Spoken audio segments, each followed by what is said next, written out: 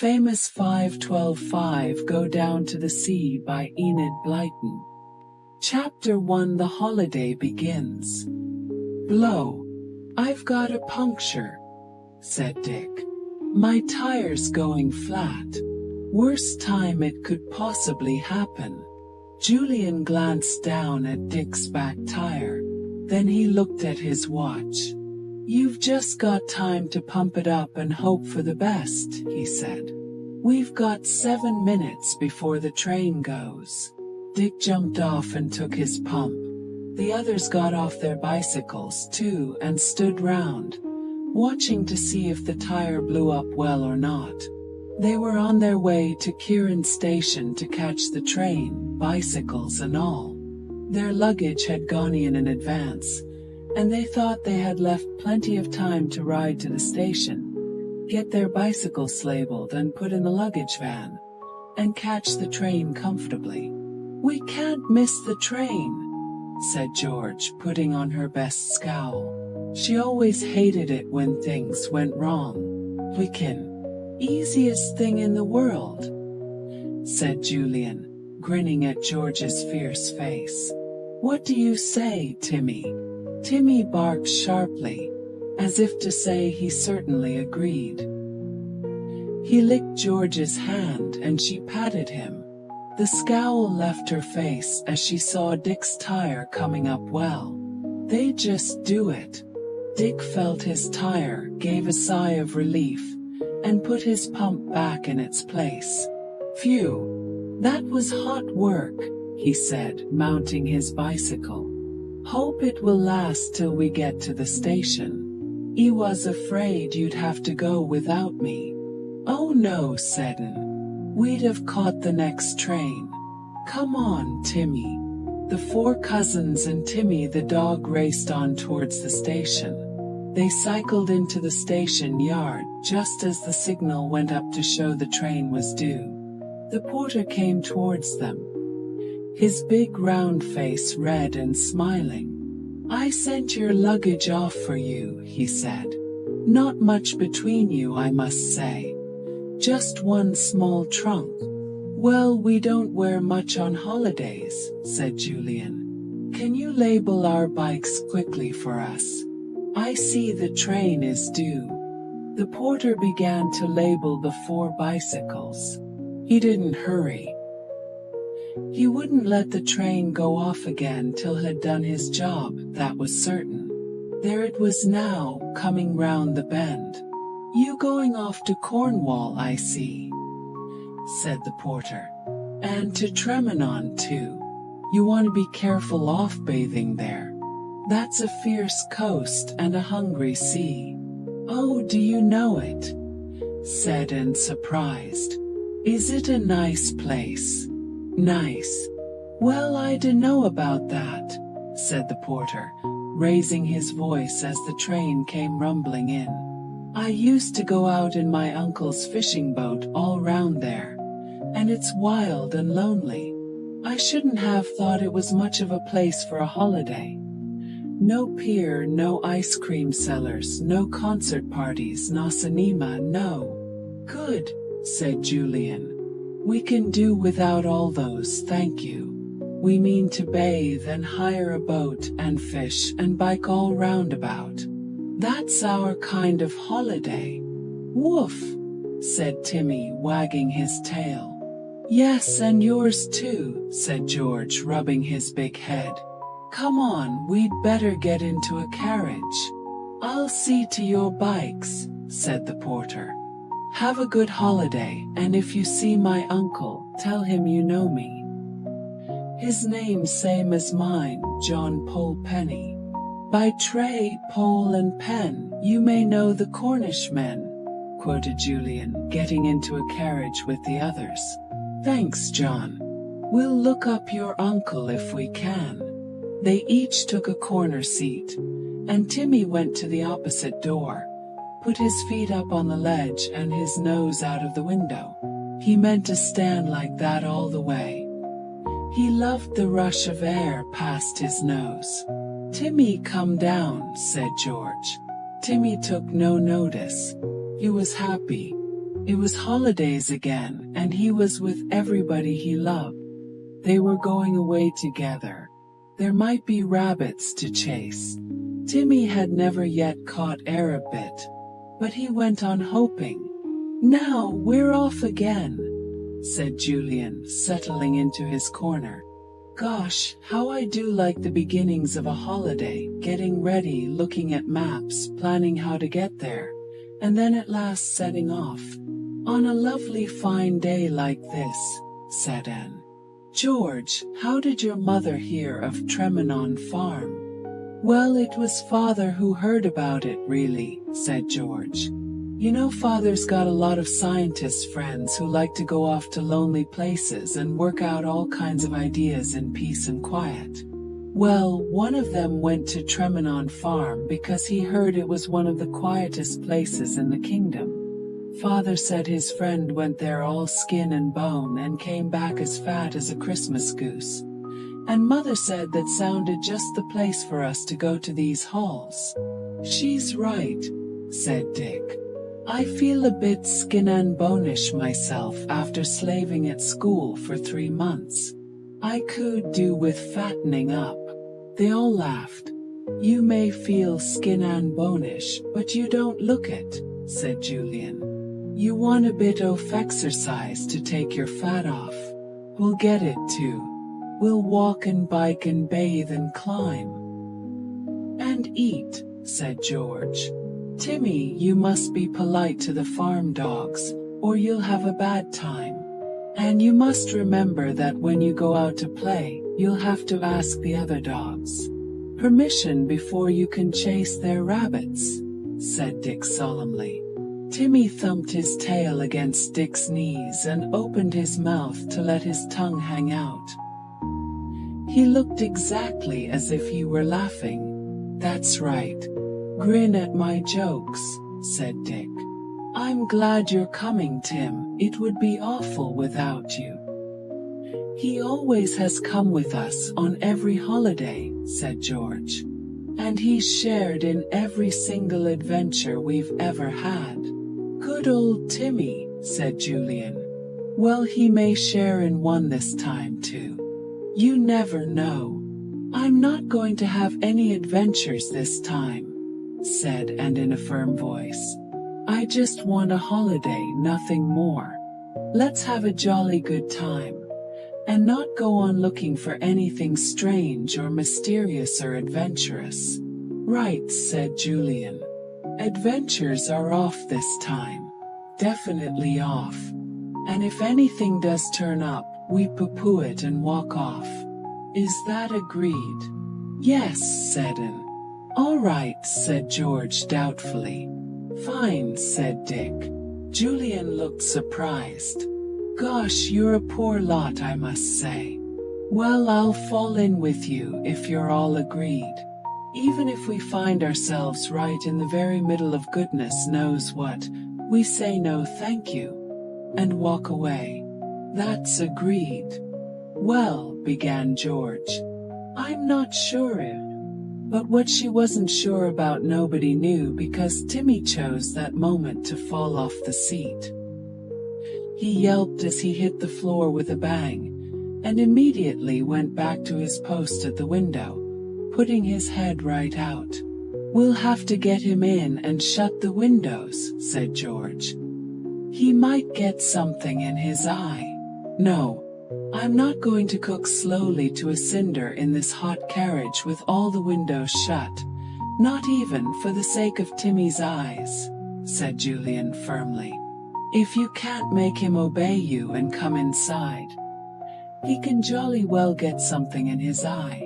However, the problem was solved very quickly because at that moment the train gave a most unearthly shriek and disappeared headlong into utter blackness. Timmy, astounded, fell back into the carriage and tried to get onto George's knee, terrified. "Don't be a baby, Timmy," said George. "It's only a tunnel. Do haul him off me. It's too hot to try and nurse a heavy dog like Timmy." "Stop it, Timmy. I tell you it's only a tunnel." The journey seemed very long. The carriage was so hot, and the train stopped at so many little out-of-the-way places, sometimes for 10 minutes at a time. They had to change twice, and sit on sun-baked stations waiting for their next train to come along. Timmy panted loudly and hung his tongue out. George begged the porters for water at each changing place. They had their lunch with them, but somehow they weren't hungry. They got dirtier and dirtier, and thirstier, for they very quickly drank the orangeade they had brought with them.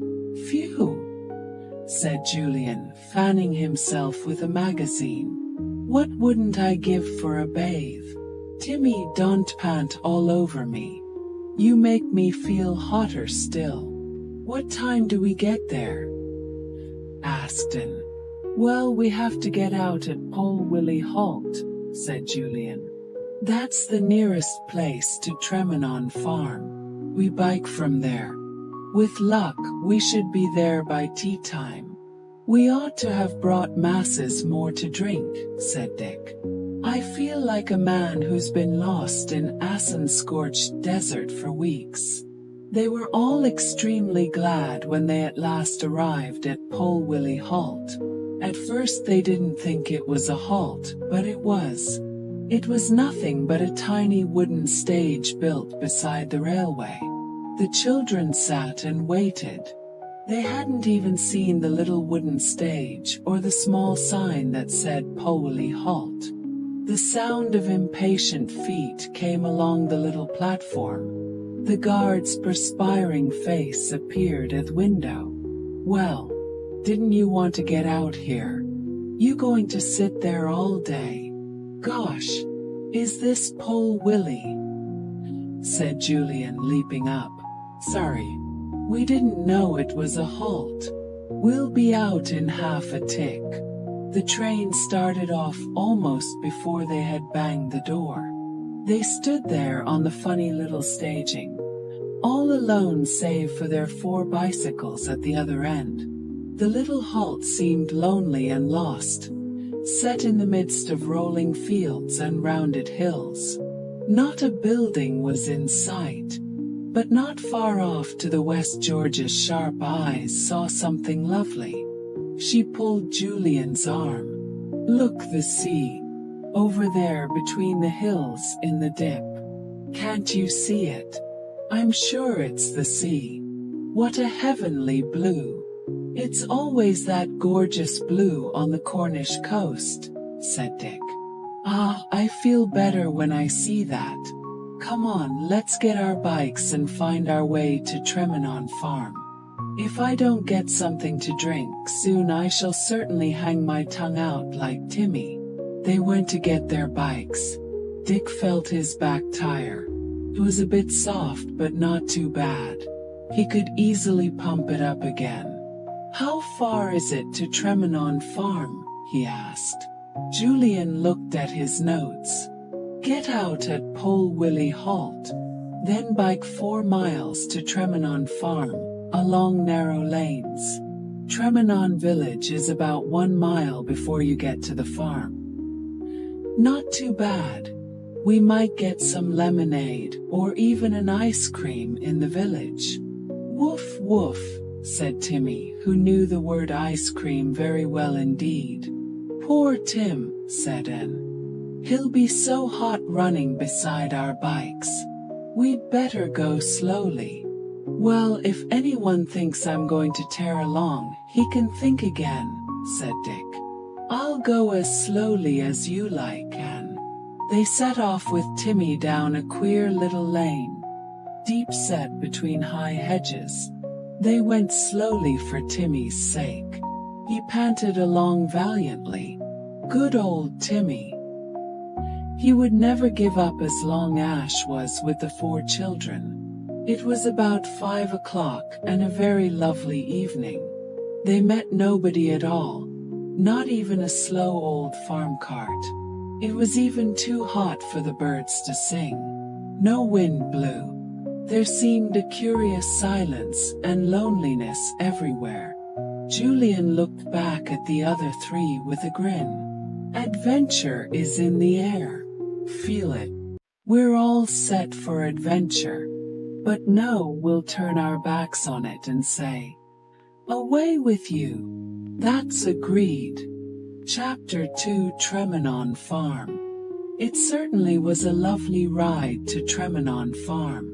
Poppies blew by the wayside in hundreds, and honeysuckle threw its scent out from the hedges as they passed.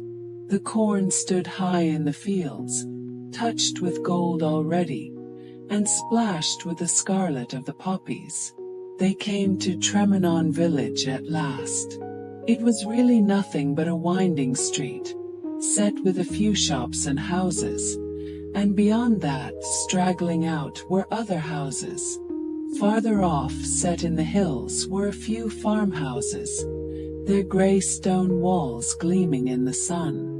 The 4 children found the general store and went in.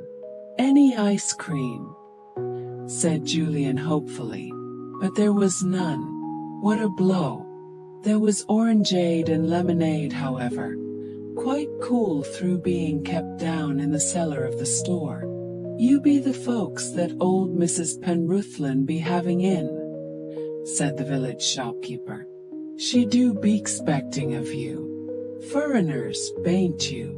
"Well, not exactly," said Julian, remembering that to many Cornish folk anyone was a foreigner who did not belong to Cornwall. "My mother had a great-aunt who lived in Cornwall all her life, so we're not exactly furriners, are we?" "You're furriners all right," said the bent little shopkeeper, looking at Julian with bird-like eyes. "Your talk is furrin-like too. Like that man Mrs. Penruthlin had before. We reckoned he was mad, though he was harmless enough." "Really?" said Julian, pouring himself out a third lemonade. "Well, he was a scientist, and if you're going to be a really good one you have to be a bit mad, you know. Least so I've heard. Golly, this lemonade is good. Can I have another bottle, please?" The old woman suddenly laughed, sounding just like an amused hen. Well, Marty Penrithlin's a fine meal ready for you. But seems like you won't be able to eat a thing, not with all that lemonade splashing about in your innards." "Don't say you can hear the splashing," said Julian earnestly. "Very bad manners that. Furriners. Manners, I'm sure. Well, how much do we owe you? That was jolly good lemonade." He paid the bill and they all mounted their bicycles once more. Having been given minute directions to how to get to the farm, Timmy set off with them, feeling much refreshed, having drunk steadily for 4 minutes without stopping. "I should think you've had about as much water as would fill a horse trough, Timmy," Julian told him. "My word, if this weather holds we're going to look like Red Indians."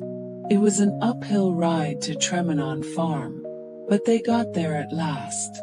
As they cycled through the open gates, a fusillade of barks greeted them, and 4 large dogs came flying to meet them.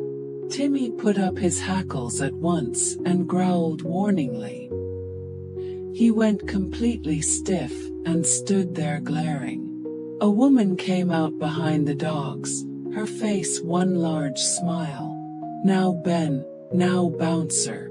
Ear Nelly, ear. Bad dog Willie."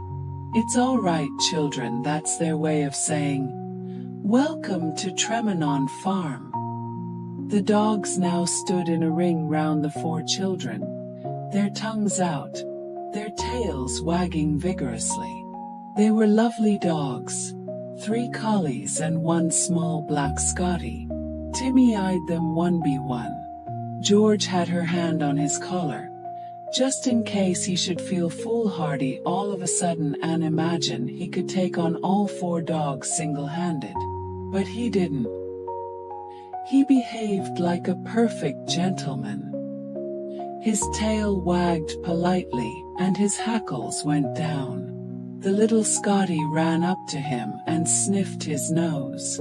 Timmy sniffed back, his tail wagging more vigorously.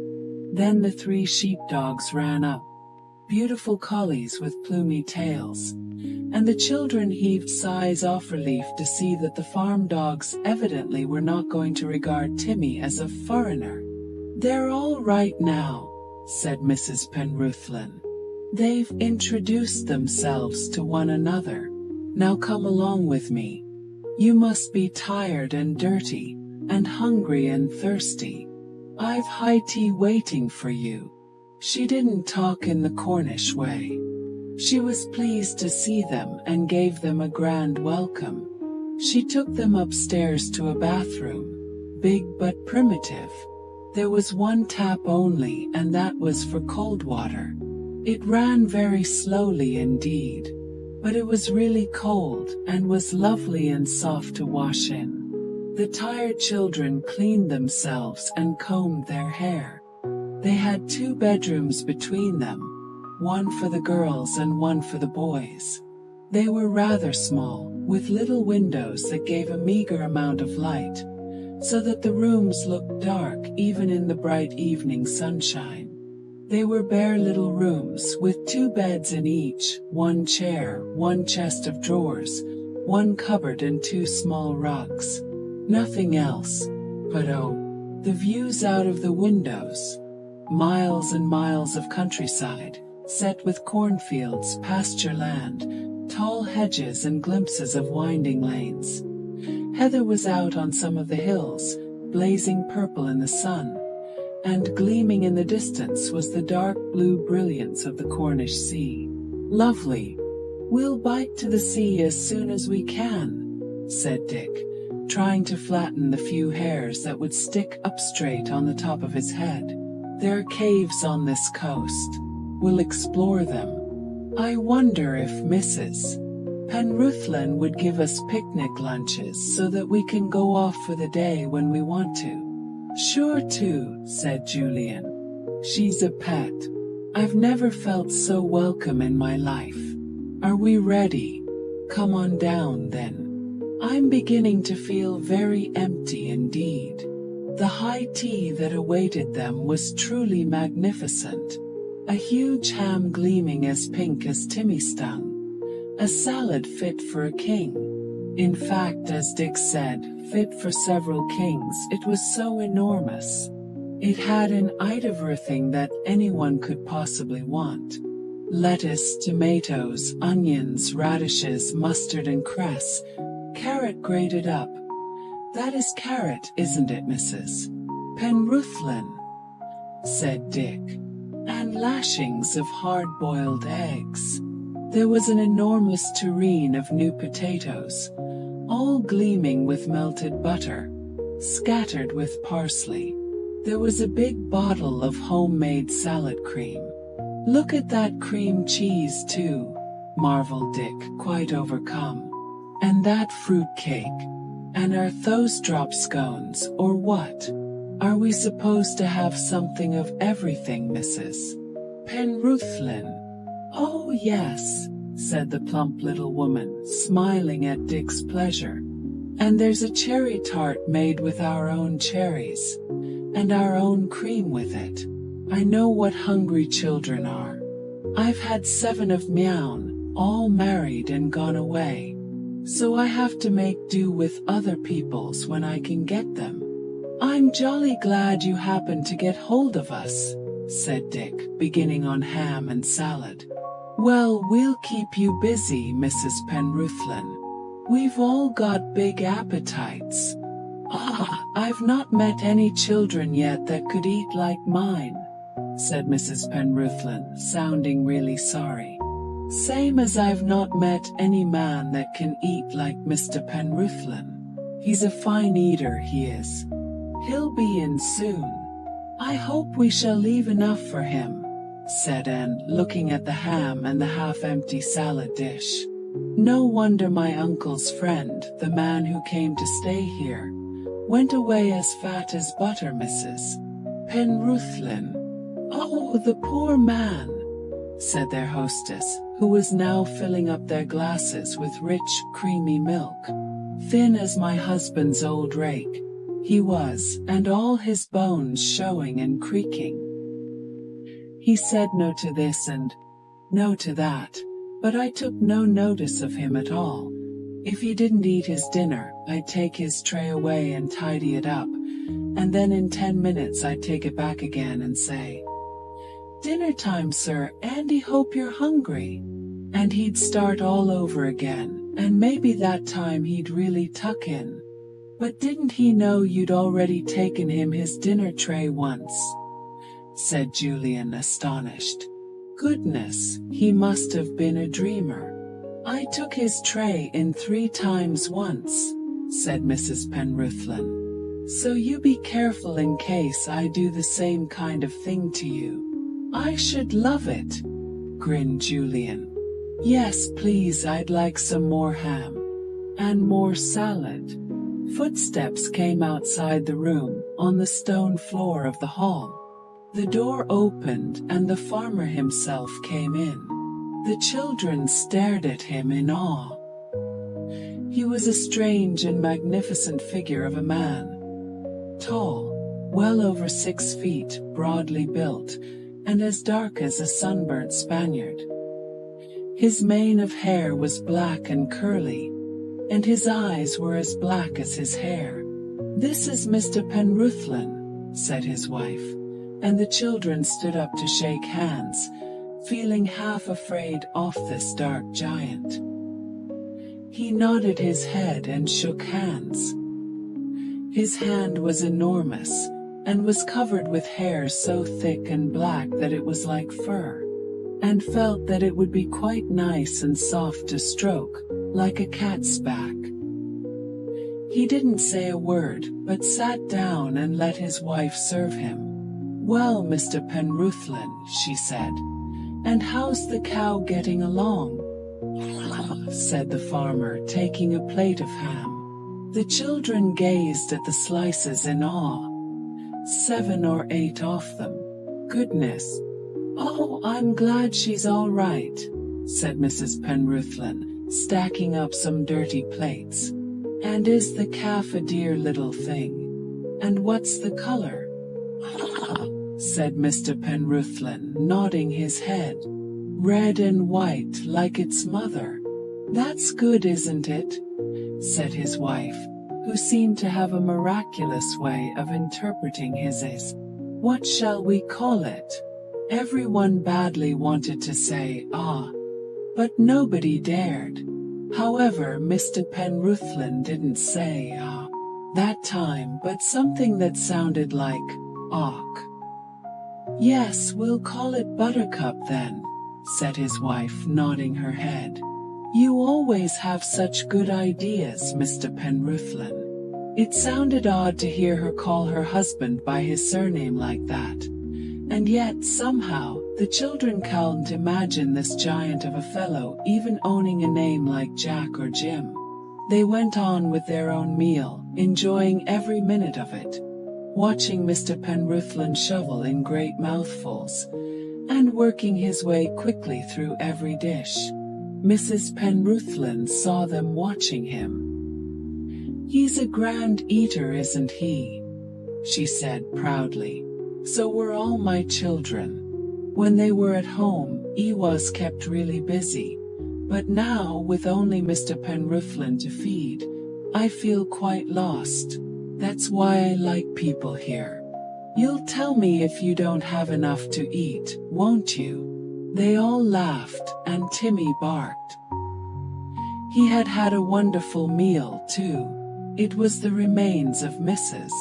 Penruthlin's big stock pot, and was very tasty indeed. He had also got the largest bone he had ever had in his life. The only thing that really worried the well-fed Timmy now was, where could he put the bone out of the way of the farm dogs? Mr. Penruthlin suddenly made a peculiar noise and began undoing a trouser pocket at the back. "Ooh ah," he said, and brought out a dirty, folded piece of paper. He handed it to his wife, who unfolded it and read it.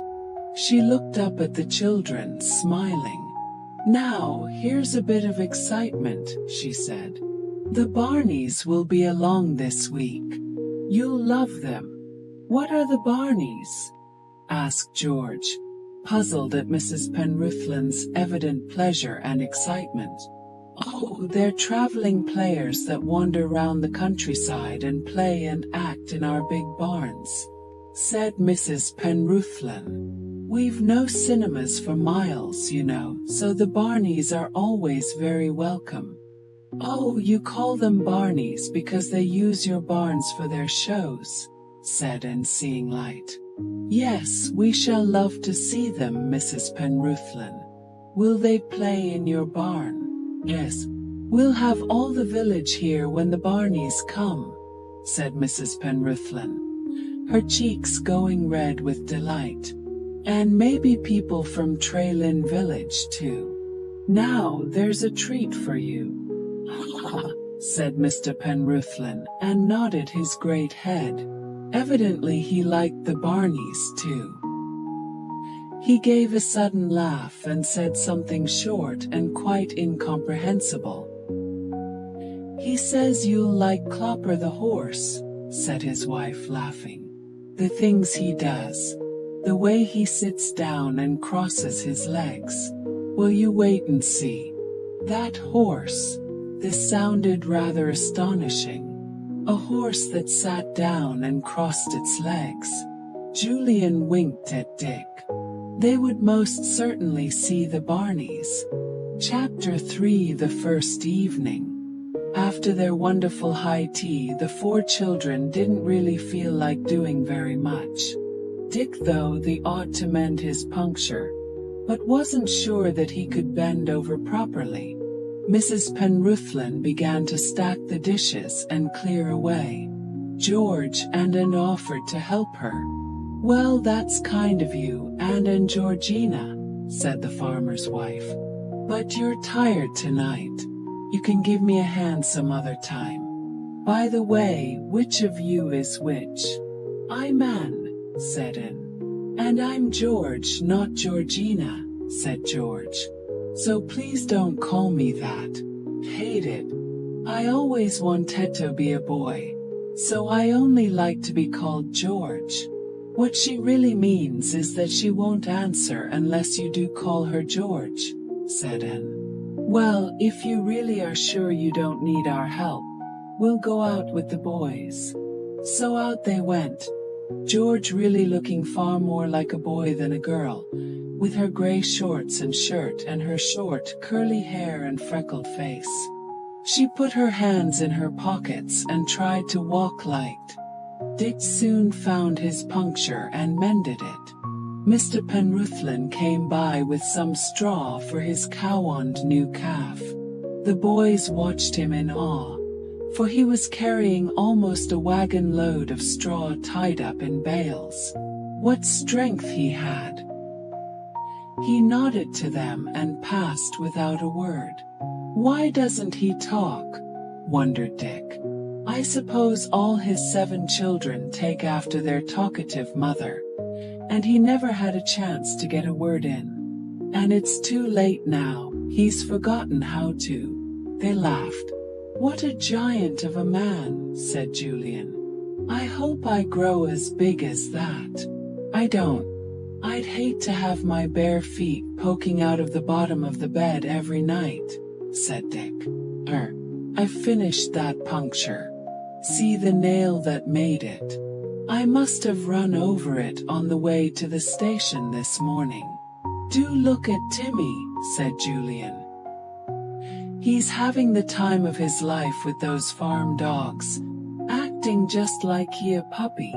So he was bounding here and there, rushing round the dogs and then rushing away, jumping on first stone and then another, till they all went down in an excited yapping scrum, the little Scotty doing his best to keep up with everything. "Timmy's going to have a good time here," said Dick. "And he'll soon lose his beautiful waistline if he yachts as well as we do." "We'll take him on long bike rides," said Julian. He can't grow much tummy if he runs for miles. The girls came up just then. A few feet behind trotted a queer little boy, barefooted, shock-headed and very dirty. "Who's this?" said Dick. "I don't know," said George. "He suddenly appeared behind us and has been following us ever since. He just won't go away." The boy wore a ragged pair of pants and a shirt with no sleeves or buttons. He was black-eyed and burnt dark brown by the sun. He stood a few feet away and stared. "Who are you?" said Dick. The boy went back a few steps in fright. He shook his head. "I said, 'Who are you?'" said Dick again. "Or, if you prefer it another way, what's your name?" "Yen," said the boy. "Yen," said Dick. "That's a queer name." "He probably means Jan," said George. The boy nodded. "This is Yen," he said. "I suppose this means yes," said Anne. "All right, January. You can go now." "I stay," said the boy solemnly. "Yes." And stay he did, following them about everywhere, gazing at all they did with the utmost curiosity, as if he had never in his life seen children before. "He's like a mosquito," said Dick, "always buzzing around. I'm getting tired of it. Hey Yen, Jesus, clear out now. Understand? Get away, go, run off, vamoose, bunk, scoot," explained Dick sternly. Yen stared. Mrs. Penruthlin came out and heard all this. "Jan bothering you?" she said. "He's as full of curiosity as a cat. Go home, January. Take this to your old granddad. And here's some for you." Jan came up eagerly and took the packet of food Mrs. Penruthlin held out to him, and the slice-off cake. He ran off without a word, his bare feet making no sound. "Who is he?" asked George. "What a little scarecrow." "He's a poor little thing," said the farmer's wife.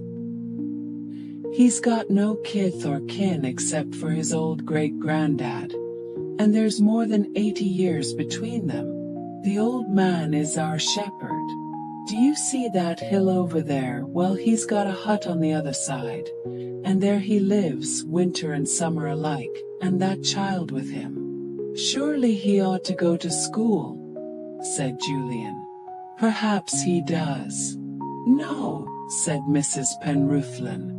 "He plays truant nearly all the time. You ought to go and talk to his old great-granddad. His father was one of the wreckers on this coast, and he can tell you some strange stories about those dreadful days."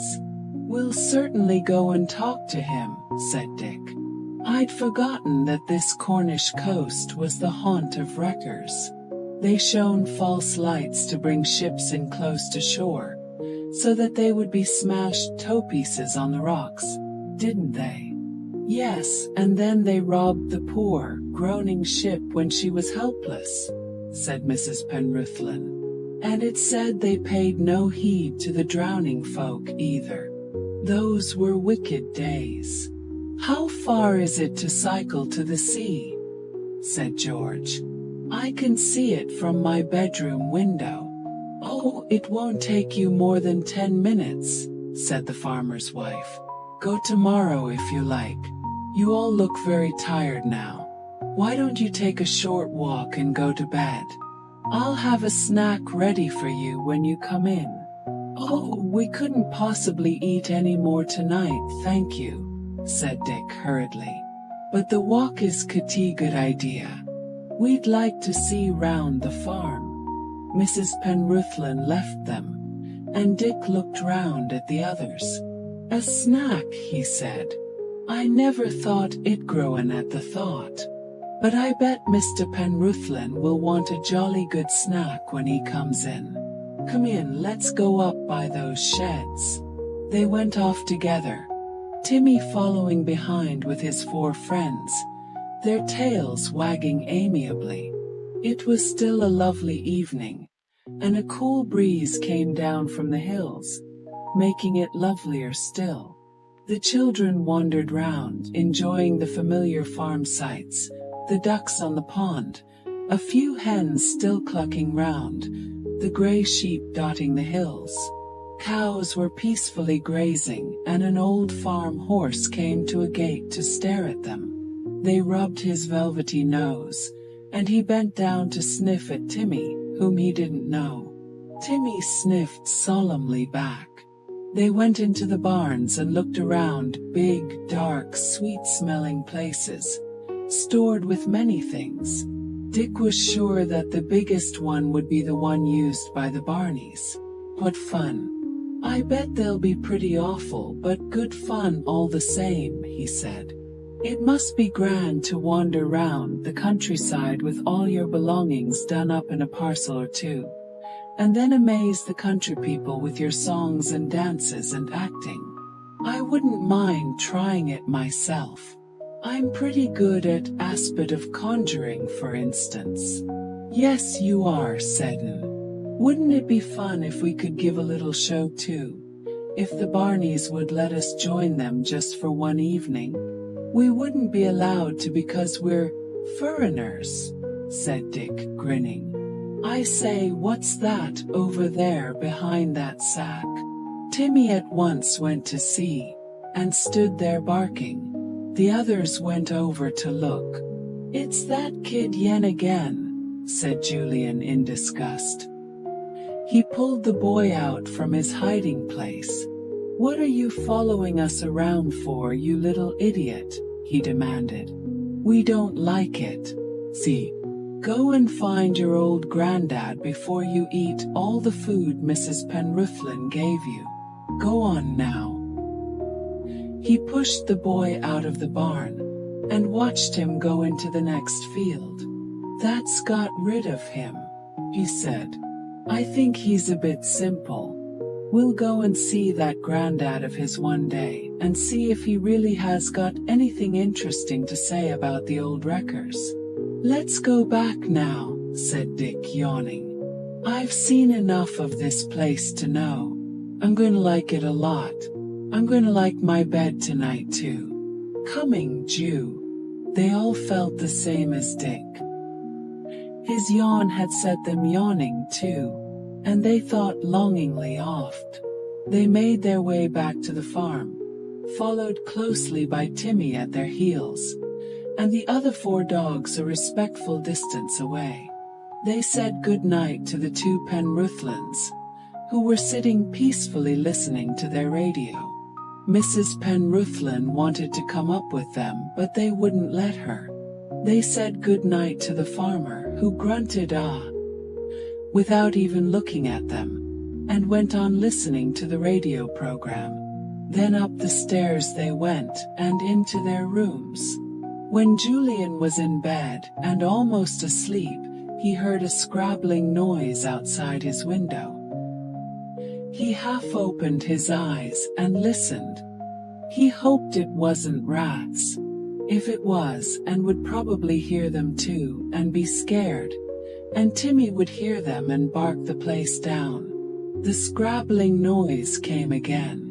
Julian spoke softly to Dick. Dick, are you awake? Did you hear that noise at the window? No answer. Dick was sound asleep, dreaming that he had a puncture in his foot and couldn't walk till it was mended. Julian lay and listened. Yes, there it was again. And now surely there was someone trying to peep in at the tiny window. He slid out of bed and went to the side of the window. Thick ivy grew outside. Somebody was still there, for Julian could see the leaves shaking. He put his head suddenly out of the window, and a scared face quite close to his stared in fright. Yen, what do you think you're doing? Said Julian fiercely. I'll spank you if you go on like this, staring and peeping. What's so queer about us? Yen was terrified. He suddenly slithered down the ivy like a cat, landed with a slight thud on the ground, and then ran off into the twilight at top speed. I hope he's not going to follow us around all the time, thought Julian, getting into bed again. I'll teach him a lesson if he does. Blow him. Now he's made me wide awake. But it wasn't long before Julian was sleeping as soundly as Dick. Neither of them stirred until a cock outside their window decided that it was time the whole world woke up, and crowed at the top of his voice. Cock-a-doodle-doo. The boys woke with a jump. The early sun streamed into the room, and Julian glanced at his watch. How early it was! And yet he could hear movements downstairs that told him Mrs. Penruthlin was up and about, and so was her giant of a husband. He fell asleep again, and was awakened by a loud knock at his door, and Mrs. Penruthlin's voice. It's 7:30, and breakfast will be on the table for you at 8. Wake up. How lovely to wake in a strange place at the beginning of a holiday, to think of bathing and biking and picnicking and eating and drinking, forgetting all about exams and rules and punishments. The 4 children and Timmy stretched themselves and stared at the sunshine outside. What a day! Downstairs breakfast awaited them. Super, said Dick, eyeing the bacon and fried eggs, the cold ham, and the homemade jam and marmalade.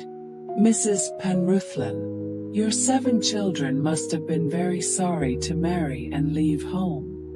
I feel if I'd been one of them, I'd have stayed with you for the rest of me life. Chapter 4. Down in the Cove. The first 3 days at Tremenon Farm were lazy, uneventful days, full of sunshine, good food, dogs, and of little Yen. He really was a perfect nuisance. The 4 children seemed to have a real fascination for him, and he trailed them everywhere, following them barefooted. He turned up behind hedges, along lanes, their picnicking places, his dark eyes watching them intently. What's the good of telling him to go? Groaned Julian. He disappears behind one hedge and appears out of another. You'd think he'd get bored, doing this shadowing business all the time. What's the point of it, anyway? No point, said George. Just curiosity. What I can't understand is why Timmy puts up with him. You'd think he'd bark or growl or something, but he's quite silly with Yen, lets him play with him, and roll him over as if he was a mad puppy. Well, I'm going to find this great-granddad of his tomorrow, and tell him to keep Yen with him, said Julian. He's maddening. I feel I want to swat him like a gnat, always buzzing round us. Gosh, there he is again. So he was. A pair of dark eyes were gazing round a tree trunk, half hidden by a sheaf of leaves. Timmy bounded up to him in glee, and made such a fuss of Yen that George was quite disgusted. Timmy, come here, she called imperiously. Don't you understand that you ought to chase Yen away when he comes and not encourage him? I'm ashamed of you. Timmy put his tail down and went to her. He sat down beside her with a bump. Dick laughed. He's sulking. He won't look at you, George. He's turning his head away on purpose. Julian chased Yen away, threatening him with all sorts of things if he caught him.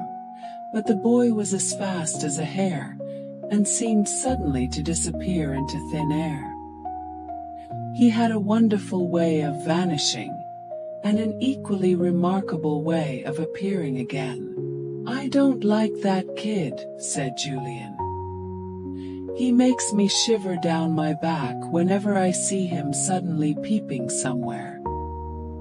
He can't be a bad kid though, because Timmy likes him so much, said Anne, who had great faith in Timmy's judgment. Timmy never likes anyone horrid.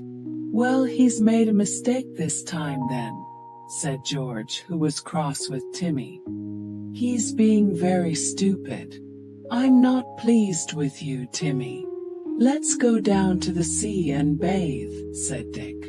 We'll go on our bikes and Yen won't be able to pop up and watch us there. They took their bicycles and rode off to the coast. Mrs. Penruthlin made them sandwiches and gave them fruitcake and drinks to take with them. They saw Yen watching them from behind a hedge as they went. They took the road to the sea. It was no more than a narrow lane, and wound about like a stream, twisting and turning so that they couldn't get up any speed at all. Look, the sea! Cried Dick as they rounded one last bend. The lane had run down between two high rocky cliffs, and in front of them was a cove into which raced enormous breakers, throwing spray high into the air. They left their bicycles at the top of the cove, and went behind some big rocks to change into bathing things. When they came out, Julian looked at the sea. It was calm beyond the rocks, but over these the waters raged fiercely and it was impossible to venture in. They walked a little way round the cliffs, and came to a great pool lying in a rocky hollow. Just the thing! Cried George and plunged in. Gosh, it's cold. It should have been hot from the sun, but every now and again an extra large wave broke right into the pool itself, bringing in cooler water. It was fun when that happened. The four of them swam to their heart's content, and Timmy had a fine time too. They picnicked on the rocks, with spray flying round them, and then went to explore round the foot off the cliffs. This is exciting, said George. Caves and yet more caves, and cove after cove, all as lovely as the one before. I suppose when the tide's in, all these coves are shoulder high in water. My word, yes, said Julian, who was keeping a very sharp eye indeed on the tide.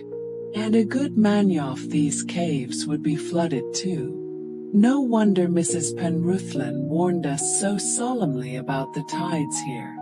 I wouldn't want to try and climb up these cliffs if we were caught. Anne looked up and shivered. They were so very steep and high. They frowned down at her as if to say, "We stand no nonsense from anyone, so look after yourself." Well, I'm blessed. Look there, isn't that tiresome little wretch of a Yen? Said Dick suddenly. He pointed to a rock covered with seaweed. Peeping from behind it was Yen. He must have run all the way here and found us, said Julian in disgust. Well, we'll leave him here. It's time we went. The tide's coming in. It'll serve him right to find us gone as soon as he arrives. He must be mad. Do you think he knows about the tide? Said Anne, looking worried. I mean, knows that it's coming in and might catch him.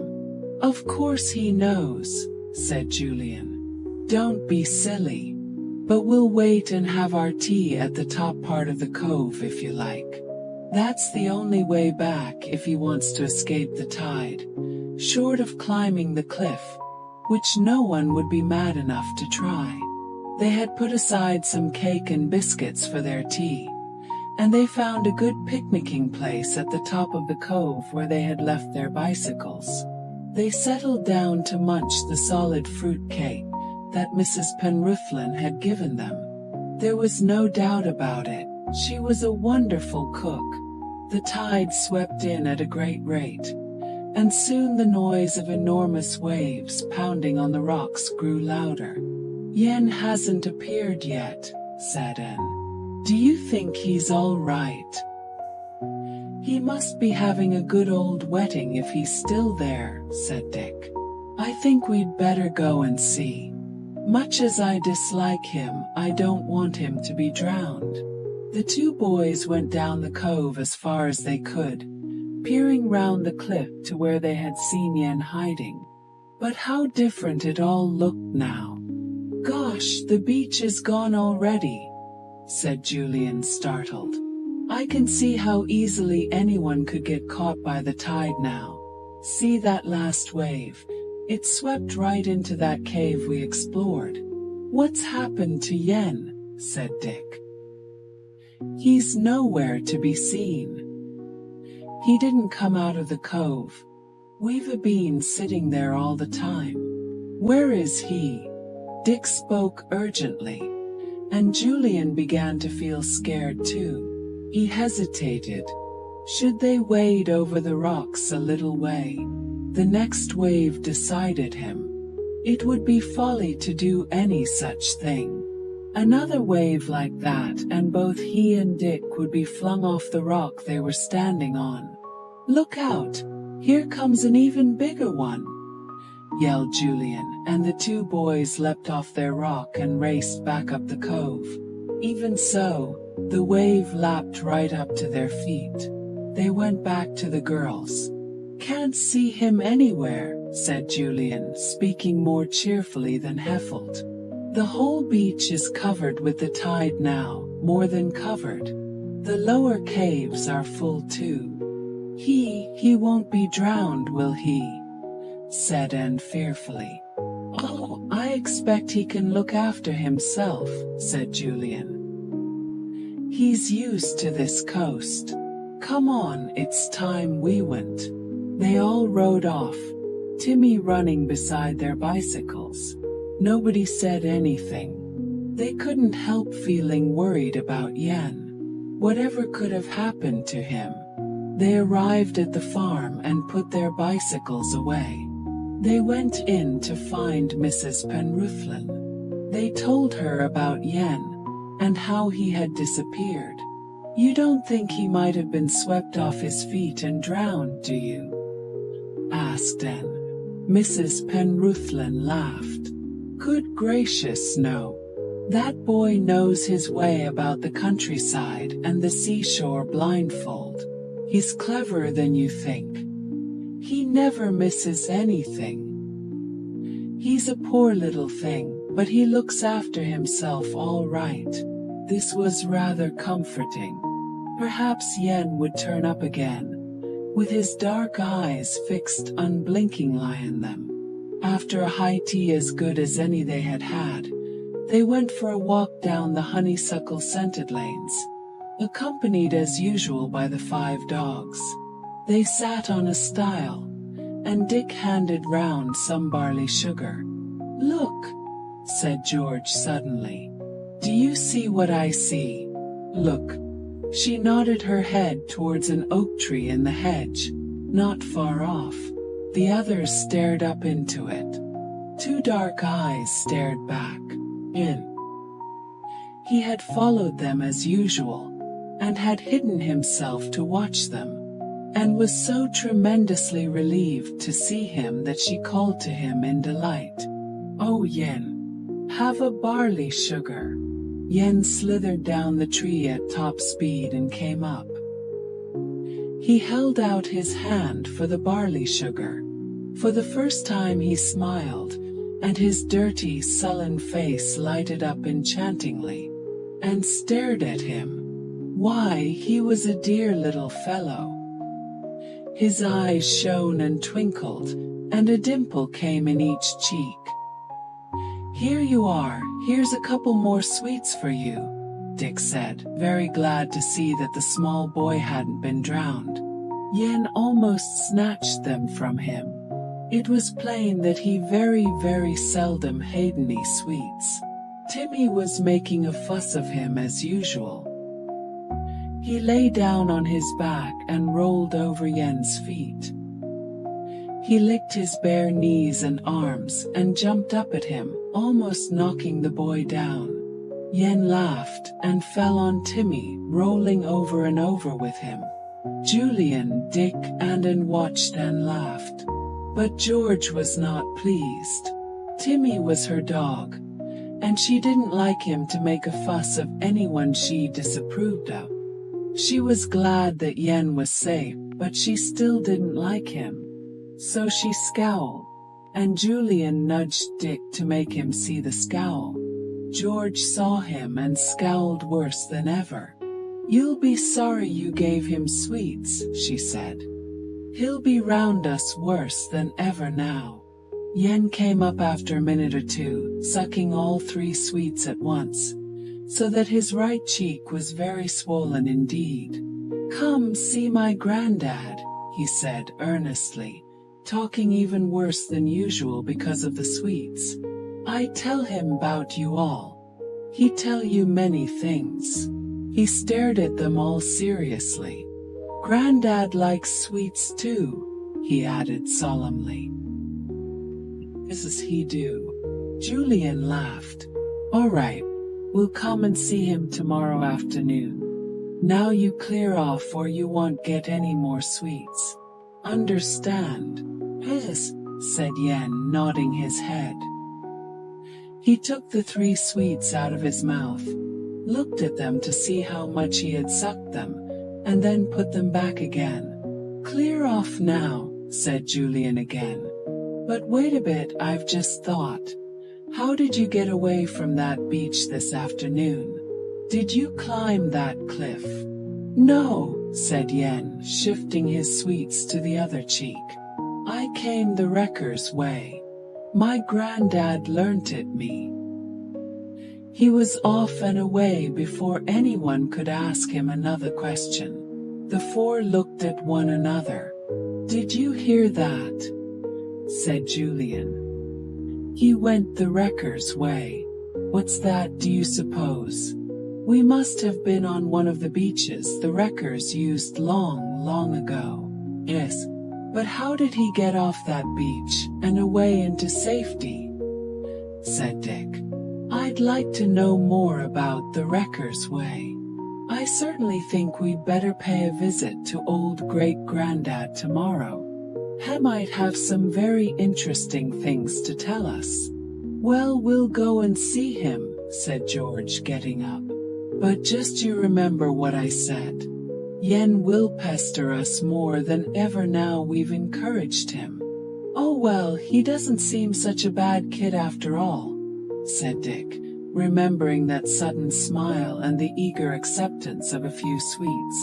"And if he persuades Granddad to let us into the secret of wreckers, we might have some fun doing a bit of exploring. Don't you think so, Ju? It might even lead to an adventure," said Julian, laughing at Anne's serious face. "Cheer up, Anne. I can't even smell an adventure in Tremenon. I'm just pulling your leg." "I think you're wrong," said Anne. "If you can't smell one somewhere, I can. I don't want to, but I can." Chapter 5 Win and his granddad. The next day was Sunday. It made no difference to the time that the 2 Penruthlans got up, however. As Mrs. Penruthlin said, the cows and horses, hens and ducks didn't approve of late Sunday breakfasts. They wanted attending to at exactly the same time each day. "Will you be going to church?" asked Mrs. Penruthlin. "It's a beautiful walk across the fields to Tremenon Church, and you'd like Parson. He's a good man, he is." "Yes, we're all going," said Julian. "We can tie Timmy up outside. He's used to that. And we thought we'd go up and see your old shepherd this afternoon, Mrs. Penruthlin, and see what tales he has to tell." "Yen will show you the way," said the farmer's wife, bustling off to her cooking. "I'll get you a fine Sunday dinner. Do you like fresh fruit salad with cream?" "Rather," said everyone at once. "Can't we help you to do something?" said Anne. I've just seen all the peas you're going to shell. Piles of them. And don't you want help with those red currant? I love getting the currants off their stalks with a fork. Well, you'll have a few odd minutes before you go to church, I expect, said Mrs. Penruthlin, looking pleased. It would be a bit of help today. But the boys needn't help.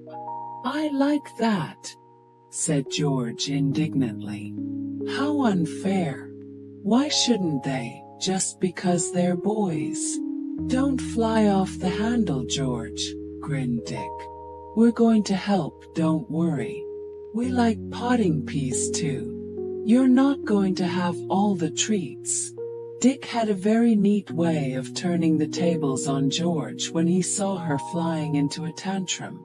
She smiled unwillingly.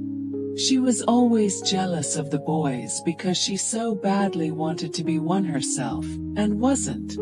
She hitched up her shorts and went to get a pan of peas to shell. Soon the noise of the popping of pads was to be heard, a very pleasant noise and thought. The four of them sat on the big kitchen step, out in the sun, with Timmy sitting beside them, watching with interest. He didn't stay with them long though. Up came his four friends, the little Scotty trotting valiantly behind, trying to keep up with the longer legs of the others. Woof, said the biggest collie. Timmy wagged his tail politely, but didn't stir. Woof, said the collie again, and pranced around invitingly. Timmy, he says. Will you come and play? Said George. Aren't you going? You aren't the least help with shelling peas, and you keep breathing down my neck. Timmy gave George a flying lick and leapt off the step joyfully. He pounced on the Scotty, rolled him over, and then took on all three collies at once. They were big, strong dogs, but no match for Timmy. Look at him, said George proudly. He can manage the whole lot single-handed. Single-footed, said Dick. He's faster than even that biggest collie and stronger than the whole lot. Good old Tim. He's come in jolly useful in some of our adventures. I've no doubt he will again, said Julian. I'd rather have one Timmy than two police dogs. I should think his ears are burning the way we're talking about him, said Anne. Oh, sorry, Dick, that pod popped unexpectedly. That's the second lot of peas you've shot all over me, said Dick, scrabbling inside his shirt. I must just find one that went down my neck, or I shall be fidgeting all through church. You always do, said Anne. Look, isn't that Yen? Doers. He came sidling up, looking as dirty as ever, and gave them a quick smile that once more entirely changed his sullen little face. He held out his hand, palm upwards, and said something. What's he saying? Said Dick. Oh, he's asking for a sweet. Don't give him one, said Julian quickly. Don't turn him into a little beggar. Make him work for a sweet this time. Yen, if you want a sweet, you can help pod these peas. Mrs. Penruthlin appeared at once. But see he washes those filthy hands first, she commanded, and disappeared again. Yen looked at his hands, then put them under his armpits. Go and wash them, said Julian. But Yen shook his head, and sat down a little way away from them. All right, don't wash your hands. Don't shell the peas. Don't have a sweet, said George. Yen scowled at George. He didn't seem to like her any more than she liked him. He waited till someone split a pod, and a few peas shot out onto the ground instead of into the dish. Then he darted at them, picked them up and ate them. He was as quick as a cat. My granddad says come see him, announced Yen. I take you. Right, said Julian. We'll come this afternoon. We'll get Mrs. Penruthlin to pack us up a basket. And we'll have tea in the hills. You can share it if you wash your hands and face. I shouldn't think he's ever washed himself in his life, said George. Oh, here's Timmy come back. I will not have him fawn round that dirty little boy. Here, Timmy. But Timmy darted to Yen with the greatest delight and pawed him to come and have a game. They began to roll over and over like two puppies. If you're going to church, you'd better get ready, said Mrs. Penruthlin, appearing again, this time with arms floured up to the elbow. My, what a lot of peas you've done for me. I wish I had time to do the red currants, said Anne. We've practically finished the peas anyway, Mrs. Penruthlin. We've done thousands, I should think. Ah, Mr. Penruthlin is real fond of peas, said the farmer's wife. He can eat a whole tureen at one sitting. She disappeared again. The children went to get ready for church, and then off they went. It certainly was a lovely walk over the fields, with honeysuckle trailing everywhere. The church was small and old and lovely. Yen went with them, trailing behind right to the church door. When he saw George tying Timmy up to a railing, he sat down beside him and looked pleased. George didn't look pleased, however. Now Timmy and Yen would play about together all the time she was in church. How annoying. The church was cool and dark, except for 3 lovely stained glass windows through which the sun poured, its brilliance dimmed by the colors of the glass. Parson was as nice as Mrs. Penruthlin had said, a simple, friendly person whose words were listened to by everyone, from an old woman bent almost double in a corner to a solemn-eyed 5-year-old clutching her mother's hand. It was dazzling to come out into the sun again from the cool dimness of the church. Timmy barked welcome. Yen was still there, sitting with his arm round Timmy's neck. He gave them his sudden smile and untied Timmy, who promptly went mad and tore out of the churchyard at 60 miles an hour. He always did that when he had been tied up. You come see Granddad, said Yen to Dick, and pulled at his arm. This afternoon, said Dick. You can show us the way. Come after dinner. So, after the children had had a dinner of cold boiled beef and carrots, with a dumpling each, and lashings of peas and new potatoes, followed by a truly magnificent fruit salad and cream, Yen appeared at the door to take them to his granddad. Did you see the amount of peas that Mr. Penruthlin got through? Said Anne in awe. I should think really did manage a tureen all to himself. I wish he'd say something beside Anog, and the other peculiar sounds he makes. Conversation is awfully difficult with him. Is Yen taking you up to Granddad? Called Mrs. Penruthlin. I'll put a few cakes in the basket for him too then, and for Granddad. Don't put us up a big tea, begged Dick. We only want a snack, just to keep us going till high tea. But all the same the basket was quite heavy when Mrs. Penruthlin had finished packing it. It was a long walk over the fields to the shepherd's hut. Yen led the way proudly. They crossed the fields and climbed stiles, walked up narrow cart paths, and at last came to a cone-shaped hill on which sheep grazed peacefully. Half-grown lambs wearing their woolly coats, unlike the shorn sheep, gamboled here and there, then remembered that they were nearly grown up, and walked sedately.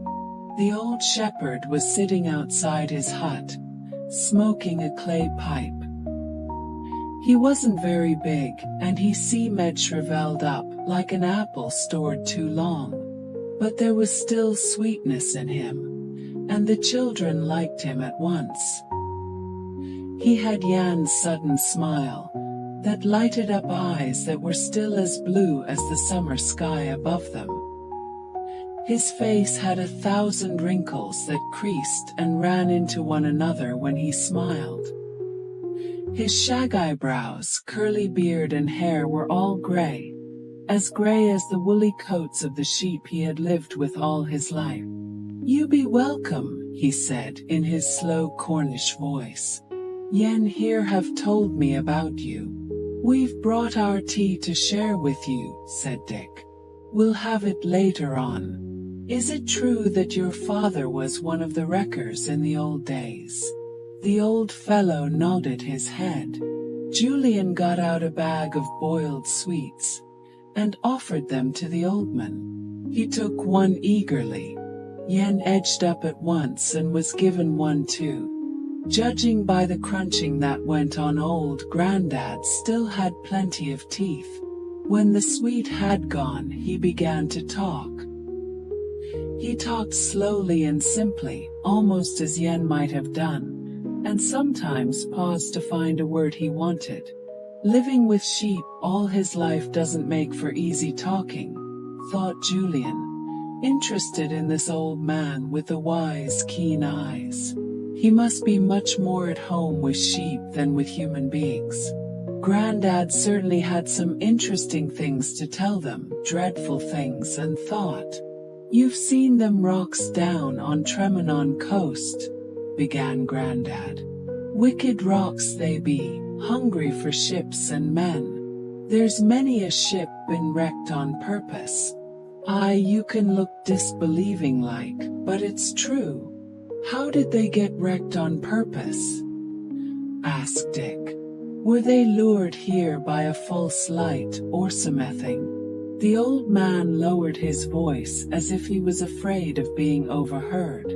"Way back up the coast, more than 100 years ago, there was a light set to guide the ships that sail round here," said Grandad. "They were to sail towards that light, and then hug the coast and avoid the rocks that stood out to sea. They were safe then. But on wild nights, a light was set 2 miles farther down the coast to bemuse lost ships and drag them to the rocks round Tremenon coves." "How wicked," said Anne and George together. "How could men do that?" "It's fair amazing what men will do," said Grandad, nodding his head. "Take my old dad now. A kind man he was and went to church, so he did, and took me with him. But he was the one that set the false light burning every time, and sent men to watch the ship coming in on the rocks, crashing over them to break into pieces. Did you ever see a ship crashing to its death?"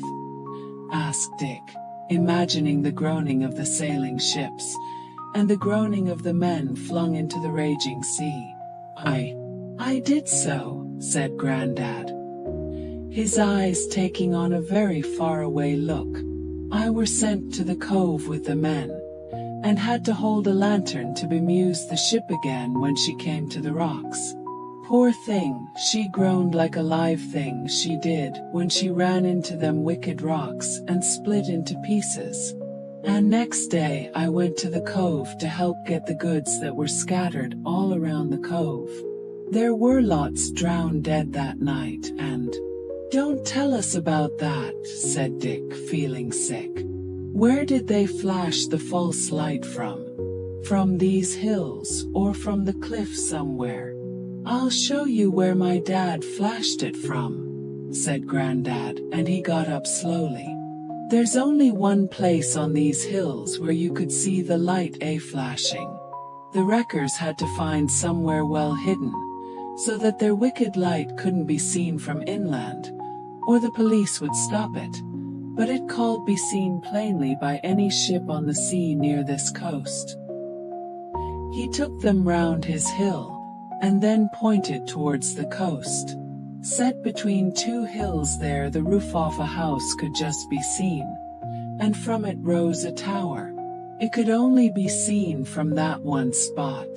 Dick took a few steps to each side of it, and at once the house disappeared behind one or other of the hills on each side of it. I were the only one that ever knew the false light could be seen from inland, said Grandad, pointing with his pipe stem towards the far-off square tower. I were watching lambs one night up here, and I saw the light flashing. And I heard there was a ship wrecked down in Tremenon Cove that night, so I reckoned it were the wreckers at work. Did you often see the light flashing over there when you watched the sheep? Asked George. Oh, aye, many a time, said the shepherd. And always on wild stormy nights, when ships were labouring along, and in trouble, looking for some light to guide them into shore. Then a light would flare out over there, and I'd say to myself, now may the good God help those sailors tonight, for it's sure that nobody else will. How horrible, said George, quite appalled at such wickedness. You must be glad that you never see that false light shining there on stormy nights now. Grandad looked at George, and his eyes were scared and strange.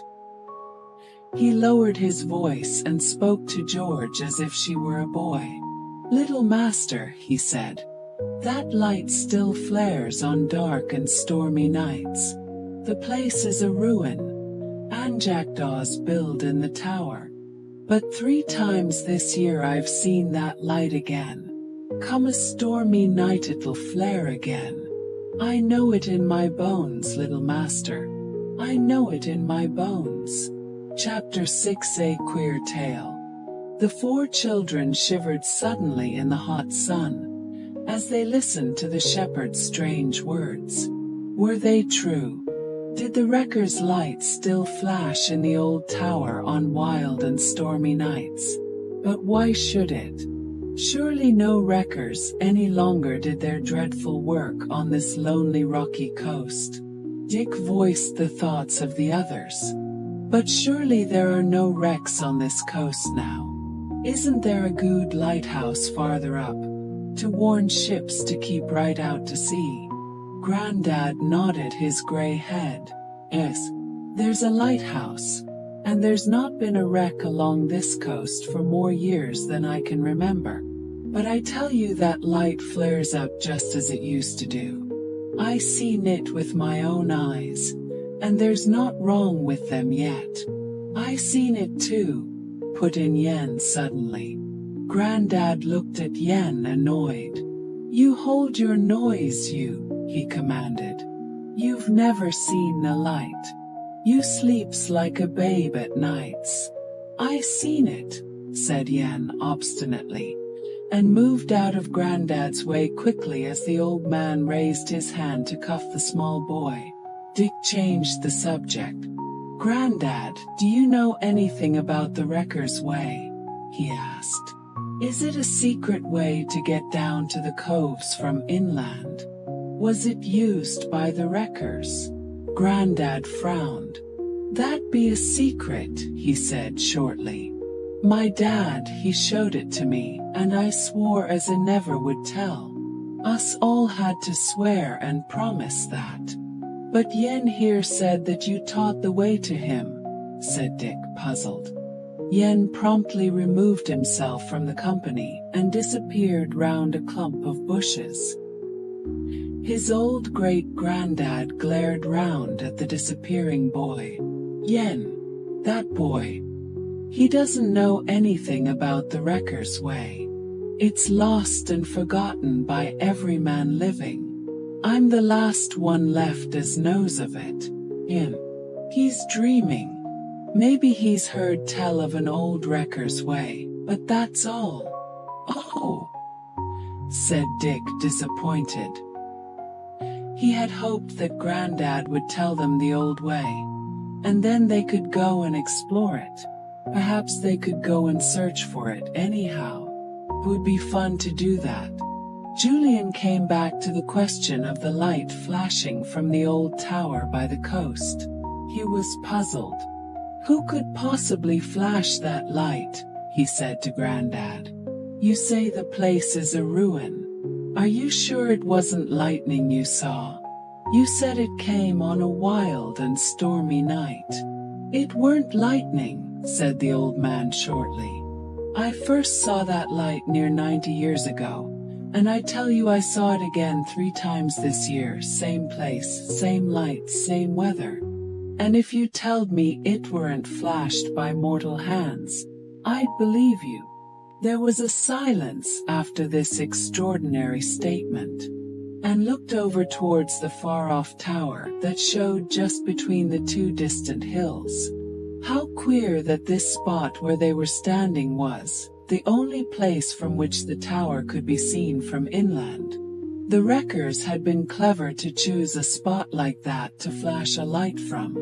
No one but old Grandad up on the hills could possibly have seen the light and guessed what was going on. No one but the callous wreckers themselves. Grandad delved deep into more memories stored in his mind. He poured them out, tales of the old days, queer, unbelievable stories. One was about an old woman who was said to be a witch. The things she did.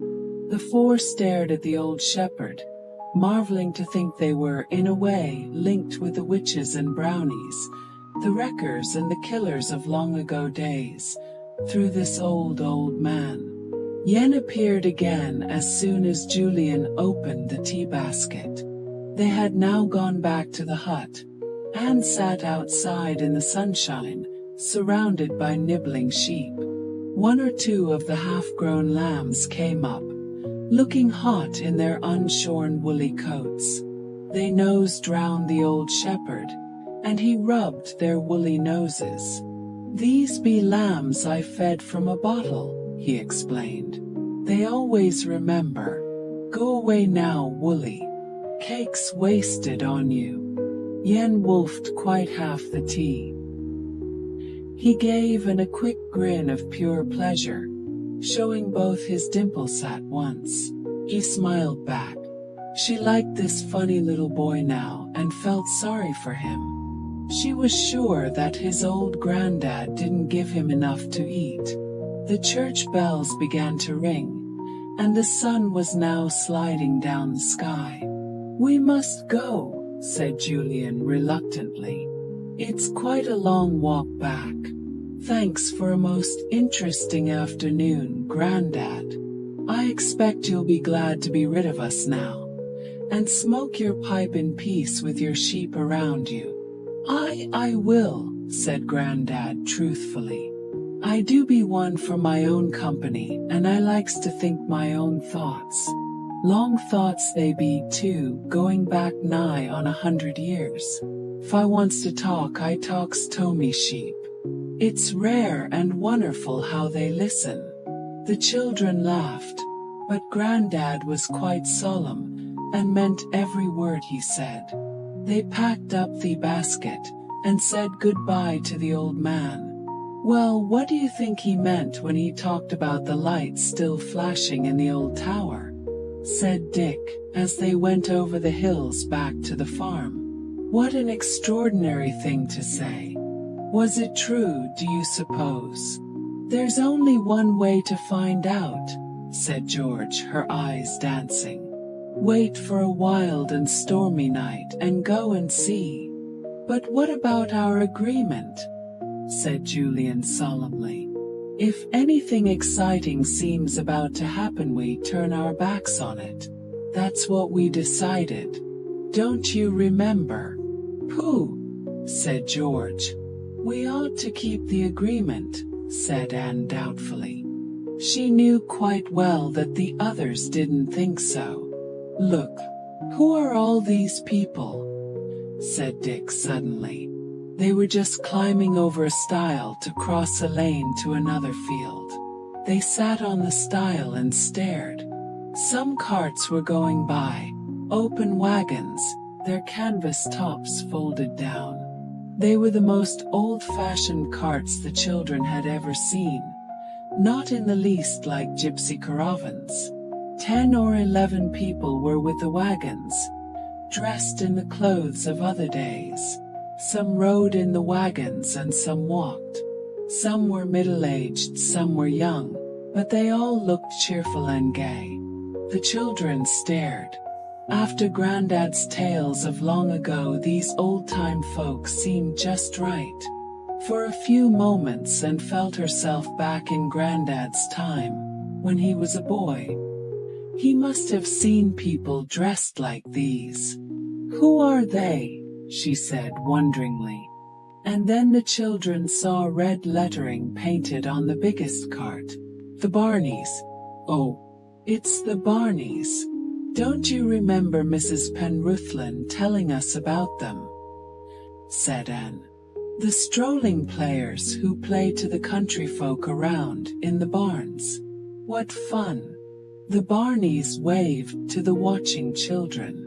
One man, dressed in velvet and lace, with a sword at his side, and a wig of curly hair, threw a leaflet or two to them. They read them with interest. "The Barneys are coming. They will sing, they will dance, they will fiddle. They will perform plays of all kinds.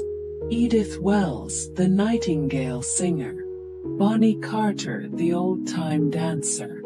Janie Coster and her fiddle. John Walters, finest tenor in the world. Georgie Roth, he'll make you laugh, and others. We also present Clopper, the funniest horse in the world. The Barneys are coming. This'll be fun," said George, pleased. She called out to the passing wagons. "Will you be playing at Tremenon Farm?"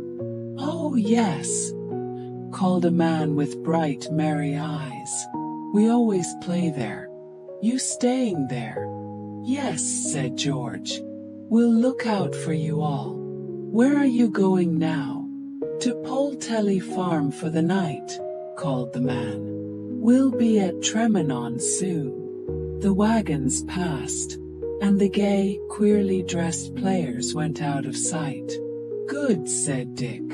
"Their show may not be first-rate, but it's sure to be funny."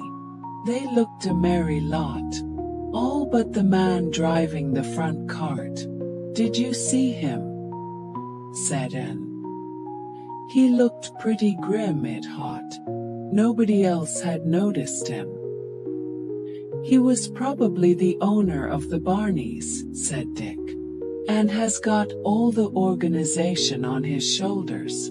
Well, come on. Where's Timmy?" They looked round for him, and George frowned. Yen had followed them as usual, and Timmy was playing with him. Bother Yen. Was he going to trail them all day and every day? They went back to the peaceful farmhouse. Hens were still clucking around and ducks were quacking. A horse stamped somewhere nearby, and the grunting of pigs came on the air. It all looked quite perfect. Footsteps came through the farmyard, and Mr. Penruthlin came by. He grunted at them and went into a barn, and spoke in almost a whisper. I can imagine him living in the older days and being a wrecker. I can really. Yes, I know what you mean, said Dick. He's so fierce looking and determined. What's the word I went? Ruthless. I'm sure he would have made a good wrecker. Do you suppose there are any wreckers now, and that light really is flashed to make ships go on the rocks? Said George. Well, I shouldn't have thought there were any wreckers in this country anyway, said Dick. I can't imagine that such a thing would be tolerated for an instant. But if that light is flashed, what is it flashed for? Old Grandad said there hadn't been any wrecks on this coast for ages, said Julian. I think really that the old man is wandering a bit in his mind about that light. But Yen said he had seen it too, said Anne. I'm not sure that Jan's as truthful as he might be, said Julian. Why did Grandad say that the light isn't fished by mortal hands now? Asked George. It must be. I can't imagine any other hands working it.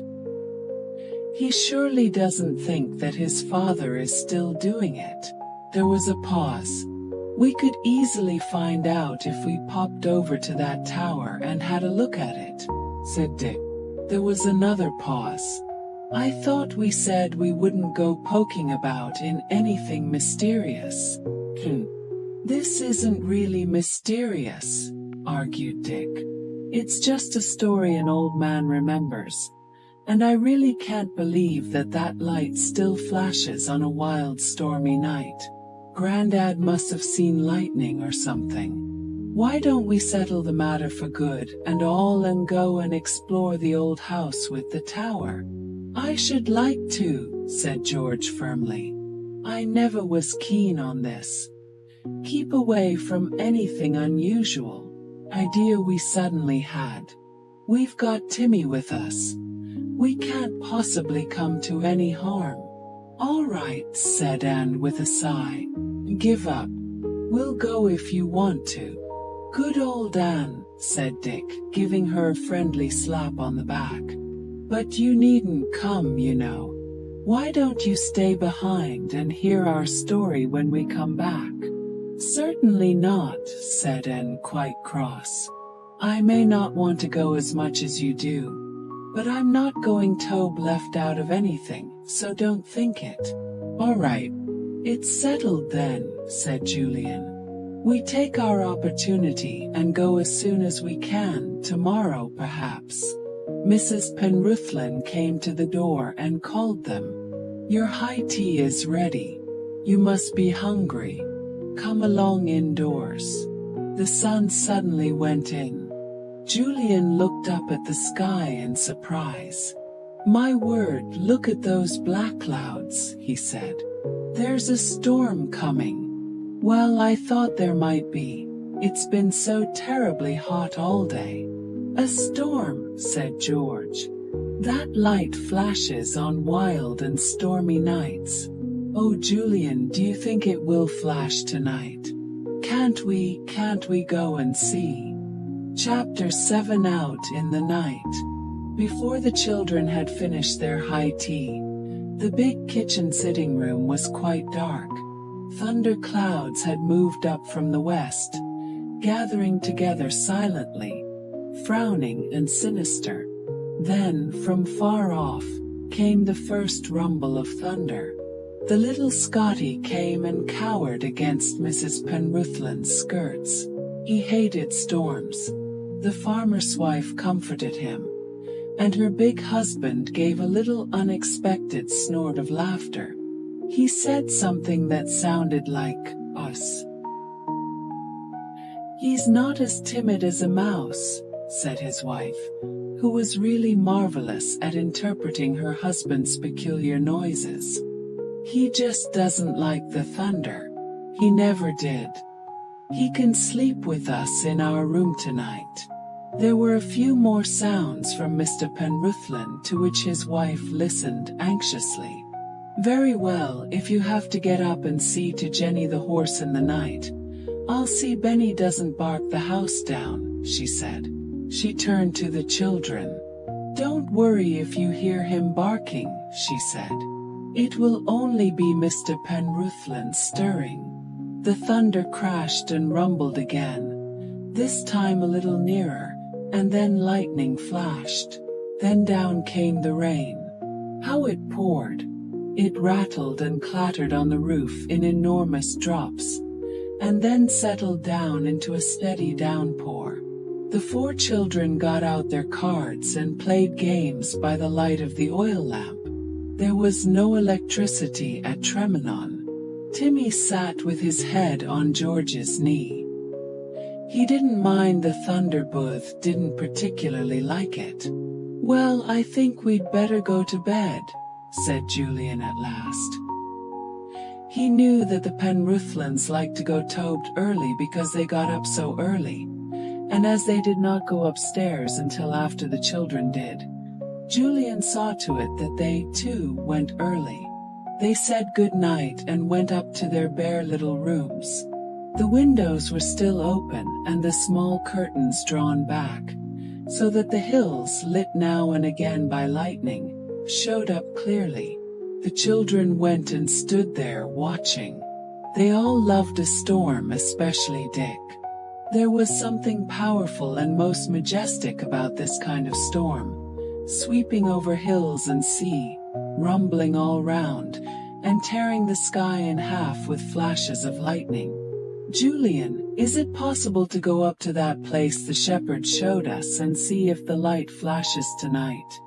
said George. "You only laughed when I asked you before." "Well, I laugh again," said Julian. "Of course not. We'd be drenched, and I don't fancy being out in this lightning on those exposed hills either." "All right," said George. "Anyway, I don't feel quite such an urge to go now that it's so pitch dark." "Just as well," said Julian.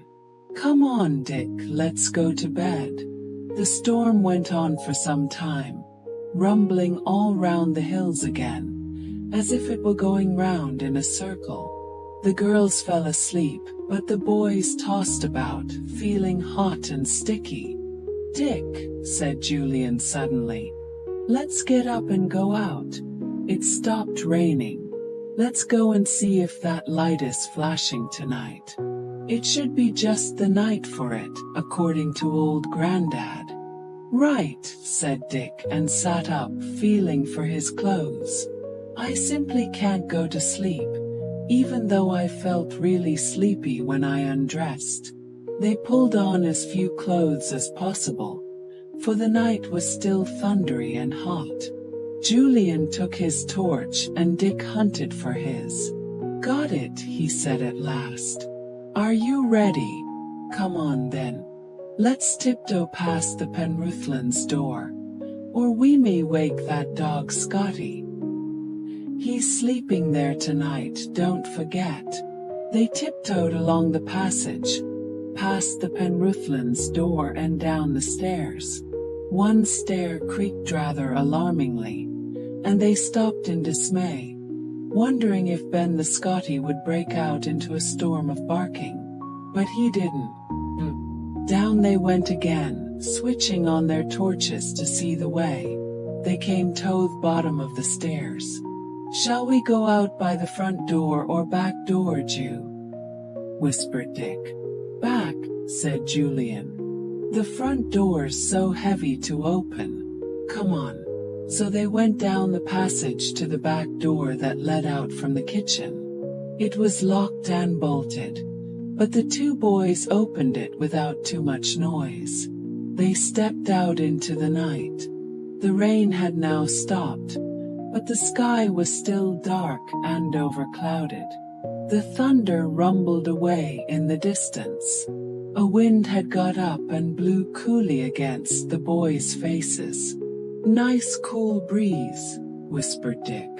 "Now, do we go through the farmyard? Is that the shortest way to the stile we have to climb over into that first field?" "Yes, I think so," said Julian. They made their way across the silent farmyard, where in the daytime, such a lot of noise went on. Clucking, quacking, grunting, clip-clopping and shouting.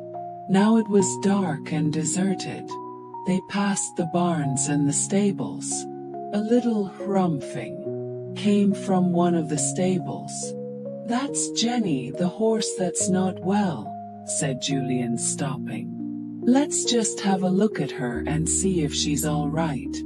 She was lying down feeling very sorry for herself when I saw her last.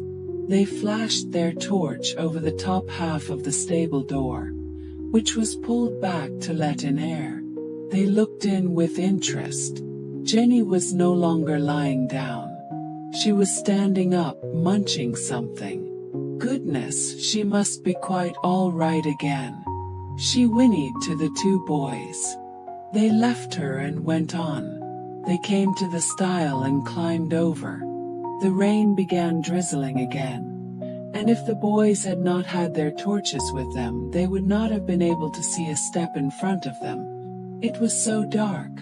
I say, Ju, did you hear that? Said Dick, stopping suddenly. No. What? Said Julian, listening. Well, it sounded like a cough, said Dick. One of the sheep, suggested Julian. I heard one old sheep coughing just like Uncle Quentin does, sometimes, sort of hollow and mournful. No, it wasn't a sheep, said Dick. Anyway, there aren't any in this field. You imagined it, said Julian. I bet there's nobody idiotic enough to be out on a night like this, except ourselves. They went on cautiously over the field. The thunder began again, a little nearer. Then came a flash, and again the thunder. Dick stopped dead once more and clutched Julian's arm. There's somebody a good way in front of us. The lightning just lighted him up for half a second. He was climbing over that stile, the one we're making for.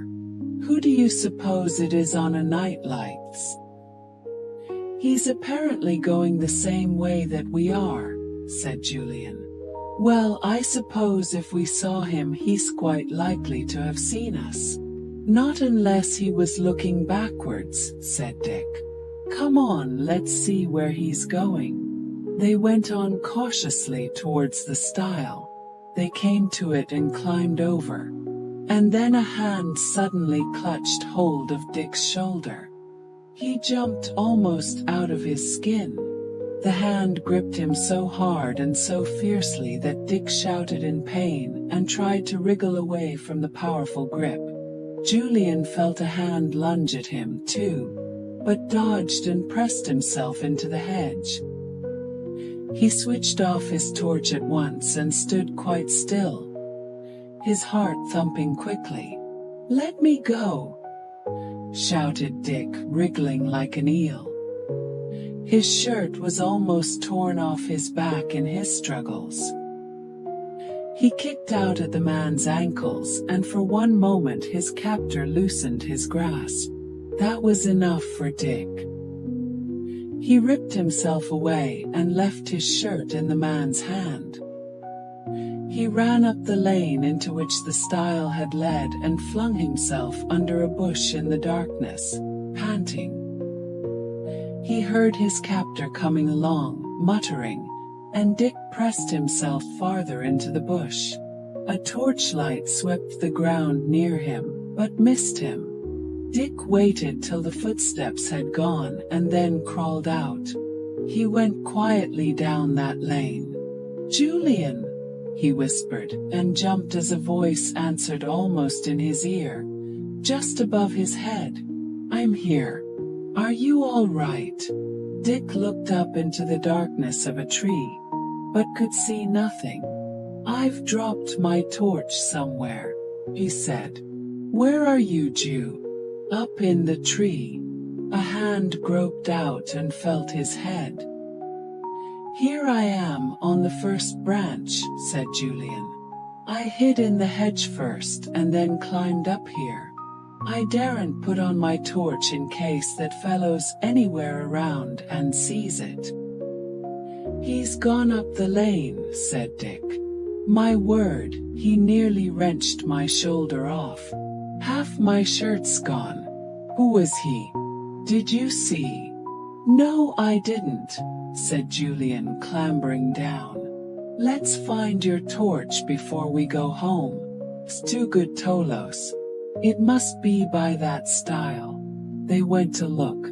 Julian still didn't like to put on his torch, so that it was more a question of feeling for Dick's torch, not looking. Dick suddenly trod on it and picked it up thankfully.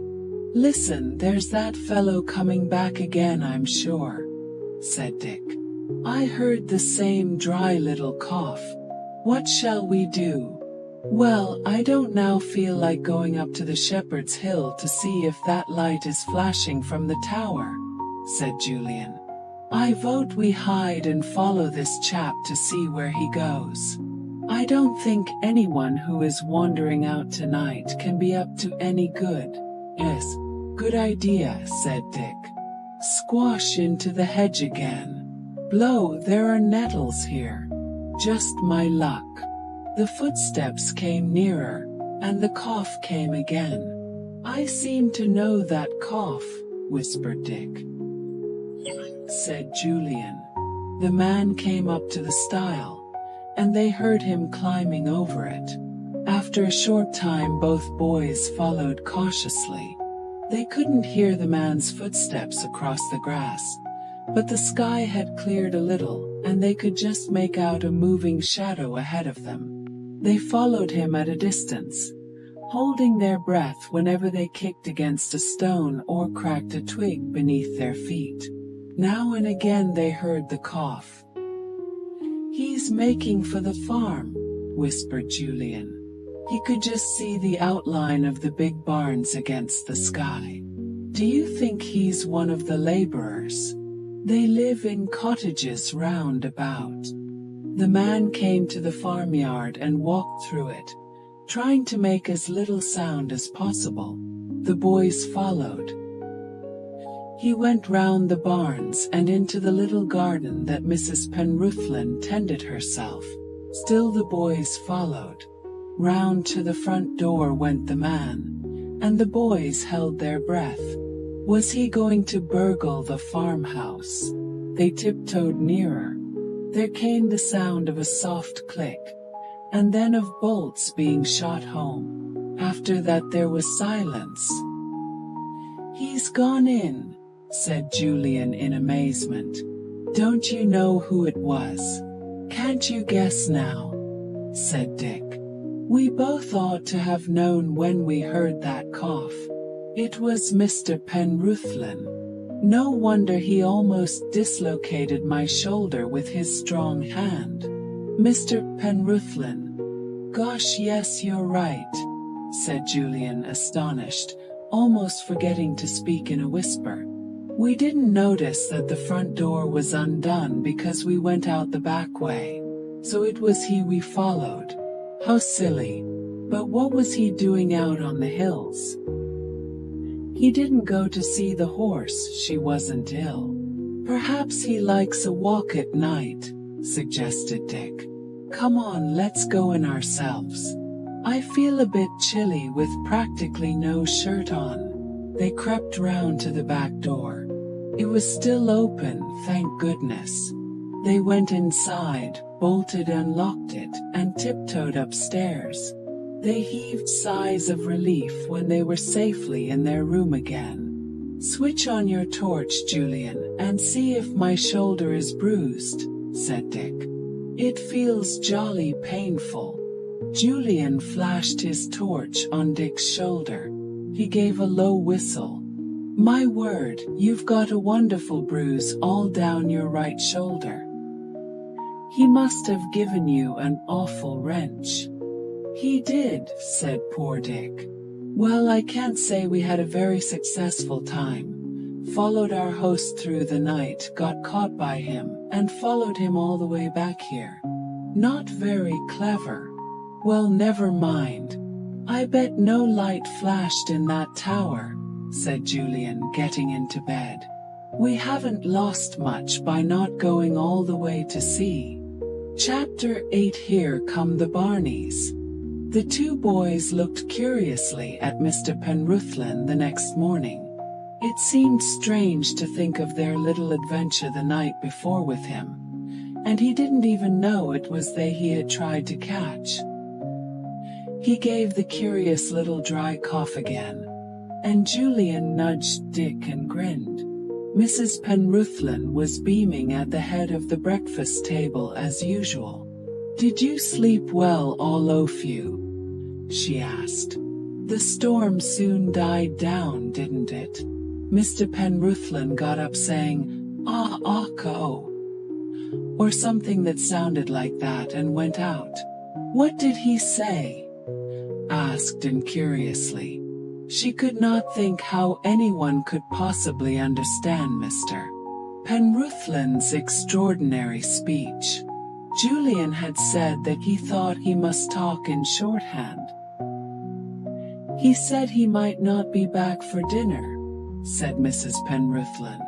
I hope he'll get some somewhere. He had his breakfast at 6:30, and that's very early. I'm glad he came in and had a cup of your breakfast tea now. The poor man had a very bad night, I'm sorry to say. The boys pricked up their ears. What happened? Asked Julian at once. Oh, he had to get up and go and spend 2 hours with poor Jenny, said Mrs. Penruthlin. I woke when he left, but luckily Benny didn't bark, and it wasn't till 2 hours later he came back. He'd been sitting with the horse all that time, poor man. Julian and Dick did not feel at all sympathetic. They knew quite well where Mr. Penruthlin had been. Not with the horse, that was certain. Anyway, Jenny hadn't been ill when they had looked at her in the night. What a lot of untruths. They were puzzled. Why should Mr. Penruthlin deceive his wife and tell her what wasn't true? What had he been doing that he didn't even want her to know? They told the girls everything immediately after breakfast, when they went to pick currants, raspberries and plums for a fruit salad. Anne and George listened in surprise. You never told us you were going, said George reproachfully. I'd like to have come with you. I always thought Mr. Penruthlin looked sort of strange and sinister, said Anne. I'm sure he's up to no good. What a pity. His wife is so very nice. They went on picking the endless red currants, and suddenly got the feeling that somebody was hiding somewhere near. She looked round uncomfortably. Yes, there was someone in the tall raspberry canes, she was sure. To watch. It was Yen, of course. She might have guessed. He flashed his smile at her and came towards her. Hellickeyed, and best of all, he held out his hand. No, I've no sweets, said Anne. How did you get on last night in the storm, Yen? Were you frightened? Yen shook his head. Then he came nearer and spoke softly. I seen the light last night, and stared at him, astonished. What light? You don't mean the light that flashes in that old hidden tower, she said. He nodded, and went quickly to Julian and Dick, who were picking white currants and eating just about as many as they put into the basket. Julian, Yen says he saw that light flashing last night, the one in the tower. Gosh, said the boys together. They turned to Yen, who had followed Anne. You saw that light, said Julian. Yen nodded. Big light.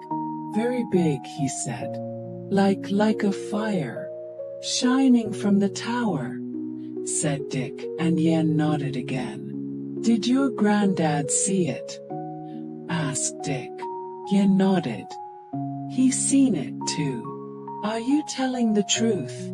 Demanded Julian, wondering how far he could believe Yen. Yen nodded again. What time was this? Asked Dick. But that Yen couldn't tell him. He had no watch, and if he had, he wouldn't have been able to use it. He couldn't tell the time. Blow, said Julian to Dick. We missed it.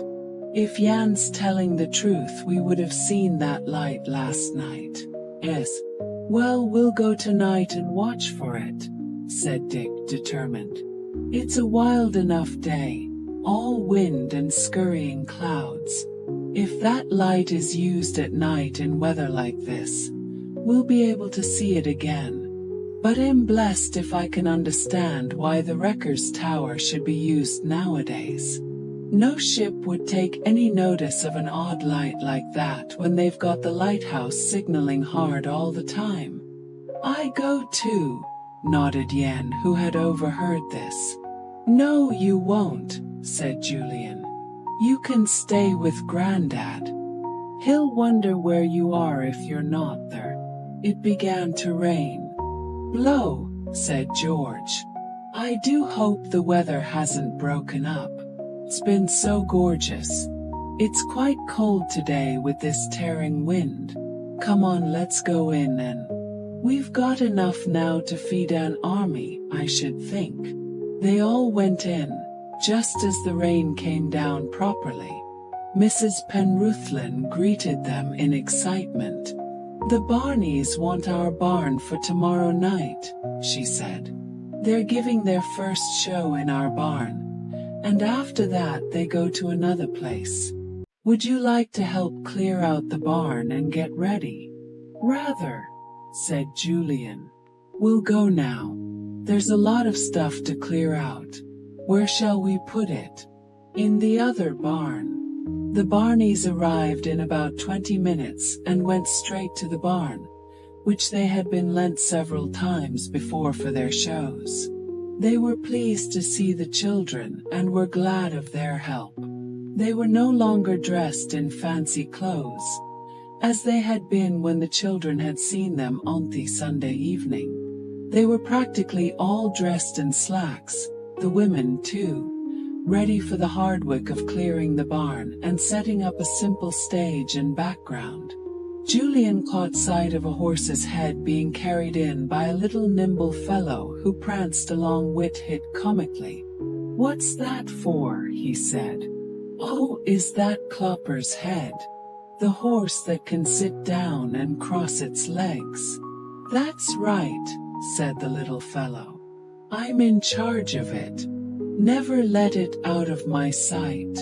Governor's orders. Who's the governor? Asked Julian. The fellow over there. He nodded to a grim-faced man who was supervising the moving of some bales of straw. That's him, said the little man with a grin. His lordship himself. What do you think of my horse, chum? Julian looked at the horse's head. It was beautifully made and had a most comical look in its eye. Its mouth could open and shut, and so could its big eyes. I'm only the hind legs, said the little man regretfully. But I'll work his tail too.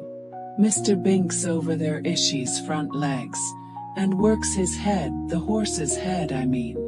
You should see old Clopper when he performs. My, there isn't a horse like him in the world.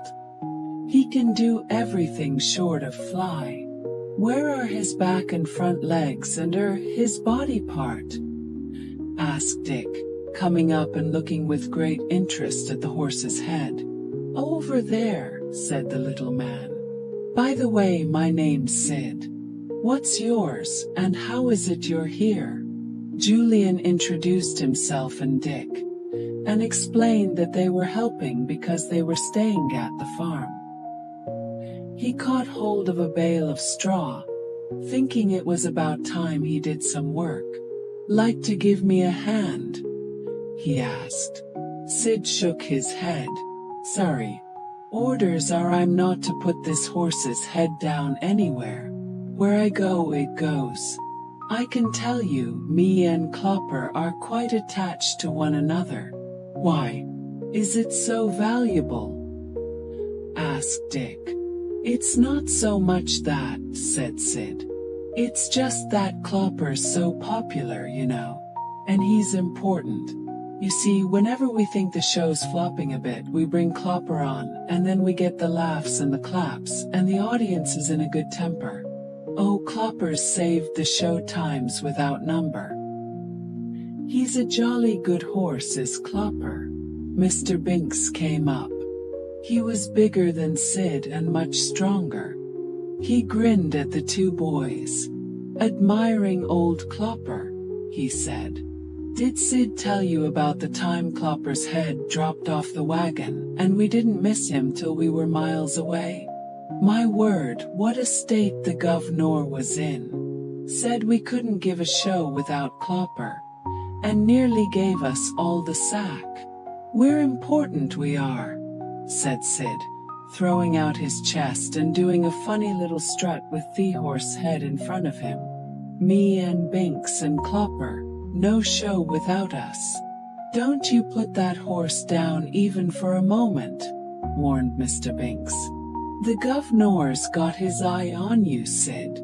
Look, he's calling you. Sid went over to the governor, looking rather alarmed. He carried the horse's head safely under his arm. The grim-faced man said a few sharp words and Sid nodded. Julian went up to him when he came back.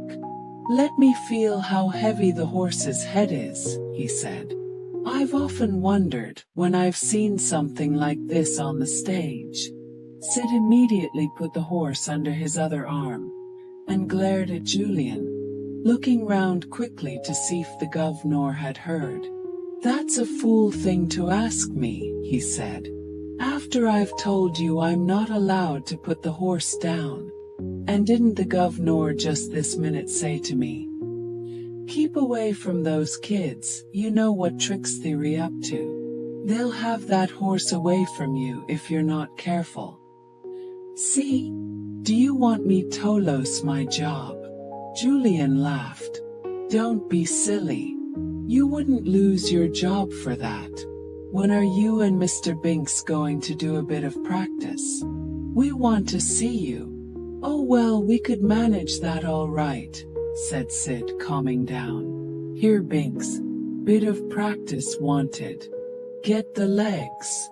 Binks and Sid went to a cleared space in the big barn and proceeded to clothe themselves in the horse canvas skin and legs. Sid showed the boys how he worked the tail with one of his hands when wanted to. Binks put on the head and the front legs. His head only went into the neck of the horse, no farther. Hugh was able to use his hands for pulling strings to open the horse's mouth and work its rolling eyes. Sid got his legs in the horse's back legs, bent over and put his head and arms over towards Binks, mucking the horse's back. Somebody came up and zipped up the two halves of the horse skin. Oh, what a jolly good horse, said Dick, delighted. It looked a lively, comical, extremely supple beast, and the two men inside at once proceeded to make it do ridiculous things. Marched, left, right, left, right, left, right. It did a little tap dance with its front feet, which then remained perfectly still, and then the back feet did the same little tap dance. The back feet got themselves entangled and fell over, and the horse's head looked round at itself in astonishment. All four children were now watching, and Yen was peeping in at the door. They roared with laughter at the ridiculous horse. It took its tail in its mouth and marched round and round itself. It stood up on its hind legs only. It jumped like a kangaroo and made peculiar noises. The whole company stood and watched, and even the grim-faced governor had to smile. Then it sat down on its hind legs and crossed its front ones in the air, looking round comically. It then gave an enormous yawn that showed dozens of large teeth. Oh, don't do any more, cried End, who was weak with laughing. Don't. Oh, I can quite well see how important you are, Clopper. You'll be the best part of the show. It was a mad, gay morning, for the Barneys were full of chatter and jokes and laughter. Sid and Binks took off their horse garments, and Sid thereupon went about as before, the horse's head, grinning comically, tucked safely under his arm. Mrs. Penruthlin called the children in to dinner. Yen ran after Julian and caught hold of his arm. I seen that light, he said urgently. You come see it tonight. Don't forget. I seen that light. Julian had forgotten it in the excitement of the morning. He grinned down at the small boy. All right. I won't forget. We're coming along tonight, but you're not coming, Yen, so get that out of your head. Look, here's a sweet for you. Now, Scoot. Chapter 9, The Light in the Tower. By the end of the day, the big barn was quite transformed. It had been cleared of all straw, sacks of corn, bags of fertilizer and odd machines that had been stored in it. It looked enormous now, and the Barneys were very pleased with it. "We've been here plenty of times," they told the children. "It's the best barn in the district. We don't get the best audience though, because it's rather a lonely spot here, and there are only 2 villages near enough to send people to see us. Still, we have a good time, and Mrs. Penruthlin gives us a marvellous supper afterwards." "I bet she does," said Dick, grinning. "I bet that's why you come to this lonely spot too, to taste Mrs. Penruthlin's cooking. I don't blame you. I'd come a good few miles myself." A stage had been set up, made of long boards, supported on barrels. A backcloth had been unrolled and hung over the wooden wall of the barn at the back of the stage. It showed a country scene, and had been painted by the company themselves, bit by bit. "That's my bit," said Sid, showing Dick a horse standing in one of the fields painted on the backcloth. "I had to put old Clopper in. See him." The Barneys had plenty of homemade scenery, which they were used to changing several times during their performance. This was all homemade too, and they were very proud of it, especially some that represented a castle with a tower. The tower reminded the boys of the one Yen had said he had seen flashing a light the night before. They looked at one another secretly, and Julian nodded slightly. They would certainly watch to see that light themselves. Then they would know for certain whether Grandad and Yen were telling the truth.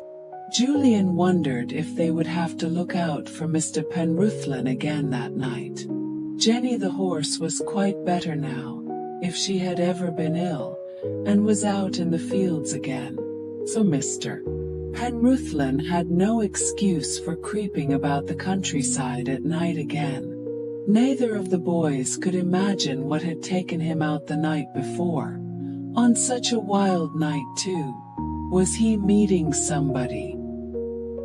He hadn't had time to go up to see the shepherd about anything, and there wouldn't have been much point in that anyway. He had seen Grandad in the morning already. Mrs. Penruthlin came to see the barn now that it was almost ready for the show the next night. She looked red and excited. This was a grand time for her. The Barneys in her barn, the villagers all coming up the next night, a grand supper to be held afterwards. What an excitement! She was very busy in her kitchen, cooking. Her enormous larder was already full of the most appetizing-looking pies, tarts, hams, prawns, and cheeses. The children took turns at looking into it and sniffing in delight. Mrs. Penruthlin laughed at them and shooed them out. "You'll have to help me tomorrow," she said. "Shelling peas, scraping potatoes, stringing beans, picking currants and raspberries. And you'll find hundreds of wild strawberries in the copse, too, which can go to add a flavor to the fruit salad." "We shall love to help," said Anne. "All this is grand fun. But surely you aren't going to do all the supper single-handed, Mrs. Penruthlin."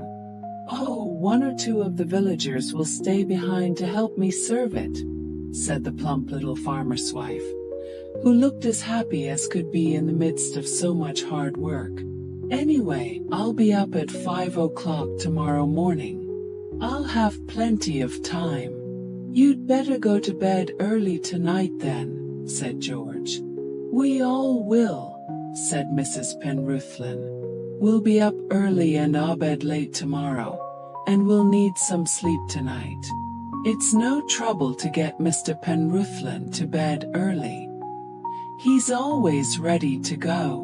The children felt sure he would be ready to go early that night because he had spent so much time out in the storm the night before. Julian and Dick were tired too, but they were quite determined to go up to the Shepherd's Hill and find the place where they could watch and see if that light really did flash out. They had a high tea as usual, at which Mr. Penruthlin was present. He ate solidly and solemnly, not saying a word except something that sounded like "Well, I'm glad you like the pie, Mr. Penruthlin," said his wife. "Though I says it as shouldn't, it's a good one." It really was wonderful the way she understood her husband's speech.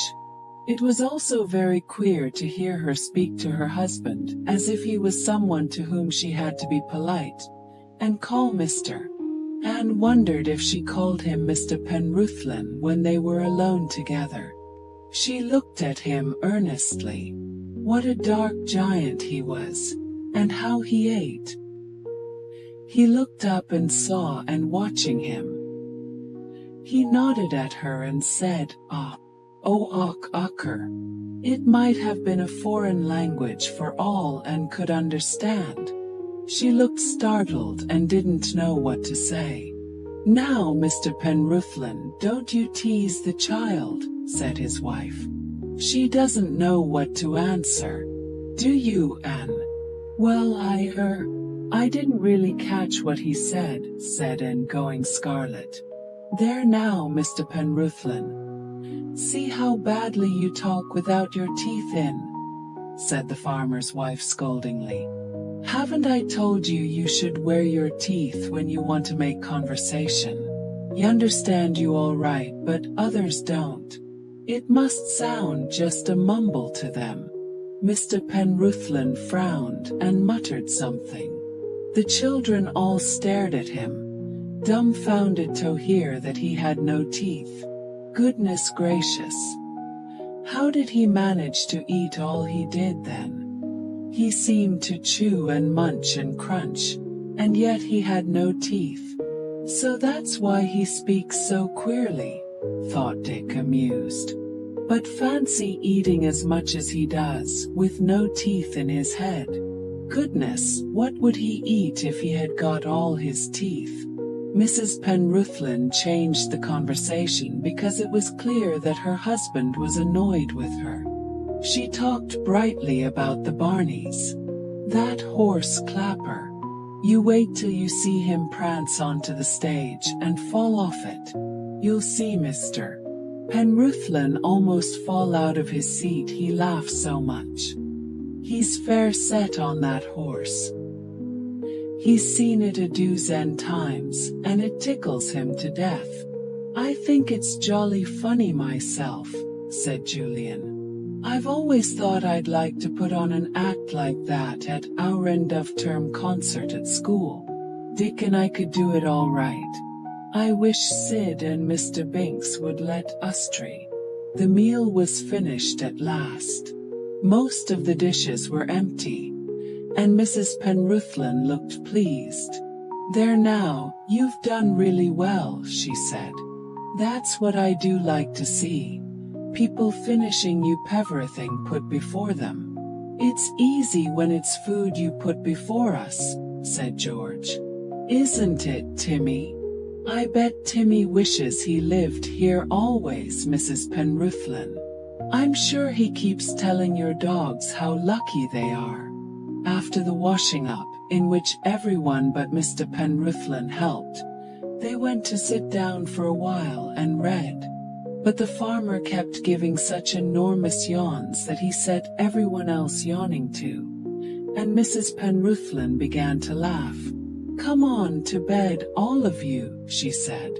"I've never heard so many yawns in my life. Poor Mr. Penruthlin.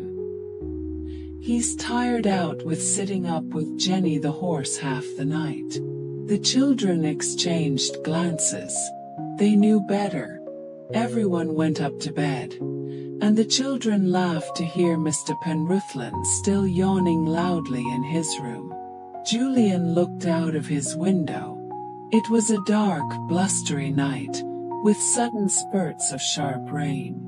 The wind howled and Julian almost thought he could hear the great waves crashing on the rocks in the nearest caves. How enormous they would be in this wind. A good night for wreckers if there were any nowadays, he said to Dick. Not much chance for any ship that went too near those coves tonight. They'd be on the rocks, and dashed to pieces in half an hour. The beach would be strewn with thousands of pieces of wreckage the next day. We'd better wait a bit before we go, said Dick. It's really very early. On a bright sunny evening the hills would still be full of daylight, but this stormy evening is very dark. Let's light our candles and read. The wind became even stronger, and grew almost to a gale. It made a howling noise round the old farmhouse, and sounded angry and in pain. Not a very nice night to go out on the hills. We'll go now, I think, said Julian at last. It's quite dark and getting late. Come on. They hadn't undressed, so they went down the stairs at once, and out of the back door as before, closing it silently behind them. They made their way through the farmyard, not daring to shine their torches till they were well away from the house. They had had a quick look at the front door, when they had stood in the hall. It was locked and bolted. Mr. Penruthlin was not out tonight, that was certain. They walked steadily through the gale, gasping when it caught them full in the face. They each had their warm jerseys on, for it was quite cold, and the wind blew all the time. Cross the fields, over one stile after another, cross more fields. The boys stopped once or twice to make sure they were right. They were relieved when they came to the great flock of sheep, and knew they must be near the shepherd's hut. There's the hut, whispered Julian at last. You can just see its dark outline. We must go quietly now. They stole by the hut. Not a sound came from inside, and no candlelight showed through the cracks. Old Grandad must be fast asleep. Julian pictured Yen curled up with him on their bed of old sheepskins. The boys went quietly along. Now they must make for the spot from which the old tower could be seen, and it must be the exact spot, for the tower could be seen from nowhere else. They couldn't find it, or if they had found it, and were standing on it, they were unable to see the tower far off in the darkness. If it didn't happen to be flashing a light, we wouldn't know if we were looking in the right direction or not, said Julian. We'd never see it in the dark. Why didn't we think of that? Somehow I thought we'd see the tower whether it was lighted up or not. We're asses. They wandered about a little, continually looking in the direction where they thought the tower should be. But they saw nothing at all. What a waste of a long walk. Then Julian suddenly gave an exclamation. Who's that? I saw you there. Who is it? Dick jumped. What was this now? Then someone sidled up against them both, and a voice spoke timidly. It's me, Yen. Good gracious, you turn up everywhere, said Julian. I suppose you were watching out for us. Come with me, said Yen and tugged at Julian's arm. The two boys went with him a few yards to the right, then higher up the hill. Then Yen stopped. The boys saw the distant light at once. There was no doubt about it at all. It flashed continually, rather like a small lighthouse light. Each time it flashed they could see the faint outline of the tower. It seems to be some kind of signal, said Julian. Flash, flash, flash, flash, flash, flash, flash. My word, how weird. Who's doing it and why? Surely there are no wreckers nowadays. Grandad says it's his old dad, said Yen in an odd voice. Julian laughed. Don't be silly. All the same, it's a bit of a mystery, isn't it, Dick? Could any ship out at sea be deceived and come near to the shore, and be wrecked? It's a wicked night. Just the night for great waves to pound a ship to pieces if it came near this coast. Yes. Well, we shall hear tomorrow if there has been a wreck, said Dick soberly. I hope there won't be. I can't bear thinking of it anyway. Surely there aren't wreckers here now. If there are, they will be creeping down the hidden wrecker's way, wherever it is, said Julian, and watching for the ship to crash to pieces. Then they will collect sacks upon sacks of booty and creep away back. Dick felt a chill of horror. Shut up, Jew, he said sharply. Don't talk like that. Now what are we going to do about that light? I'll tell you, said Julian firmly. We're going to find that tower and see what's going on. That's what we're going to do. And as soon as ever we can too, maybe tomorrow. Chapter 39 The Wrecker's Tower. Dick and Annan came hurriedly up to the old stone stairway when they heard what Julian and Georgie had said. That could only mean one thing, a lamp in the tower. They all stood and looked at the big splashes of oil on each step. Come on up, said Julian at last. I'll go first. Be careful how you go because the tower's in a very crumbly state. The tower was built at one end of the old house, and its walls were thicker than the house walls. The only entry to it was by a doorway inside the house. In the tower was a stone stairway that went very steeply up in a spiral. This must once have been the door of the tower, said Dick, kicking at a great thick slab of wood that lay moldering away beside the stone doorway. The tower doesn't seem to hold anything but this stone stairway. Just a lookout, I suppose. Or a place for signaling to ships to entice them on the rocks, said George. Oh, Timmy, don't push past like that. You nearly made me fall, these stone steps are so steep. As Dick said, the tower seemed to hold nothing but a stairway spiraling up steeply. Julian came to the top first and gave a gasp. The view over the sea was astonishing. He could see for miles over the dark cornflower blue waters. Near the coast, the churning of the waves into white breakers and spray showed the hidden rocks that waited for unwary ships. George came up beside him and stared in wonder too. What a marvelous sight! Blue sky, blue sea, waves pounding over the rocks, and white gulls soaring on the stiff breeze. Then Dick came up, and Julian gave him a warning. Be careful. Don't lean on the walls at all. They're crumbling badly. Julian put out his hand and touched the top of the tower wall near him. It crumbled and bits fell away below. Big pieces had fallen away here and there, leaving great gaps in the wall round the top of the tower. When Anne came up also, Julian took her arm, afraid that with such a crowd up there someone might stumble against a crumbling wall and fall from the tower. George had hold of Timmy's collar and made him stand quite still. Don't you go putting your great paws up on the wall, she warned him. You'll find yourself down in the nettles below in no time if you do. You can quite well see what a wonderful place this is for flashing a light at night over the sea, said Dick. It could be seen for miles.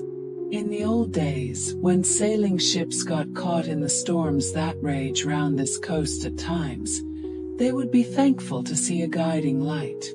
But what a light, said Julian. A light that guided them straight on to those great rocks. Let me see now. Are those the rocks near those coves we went to the other day? Yes, I think so, said Dick.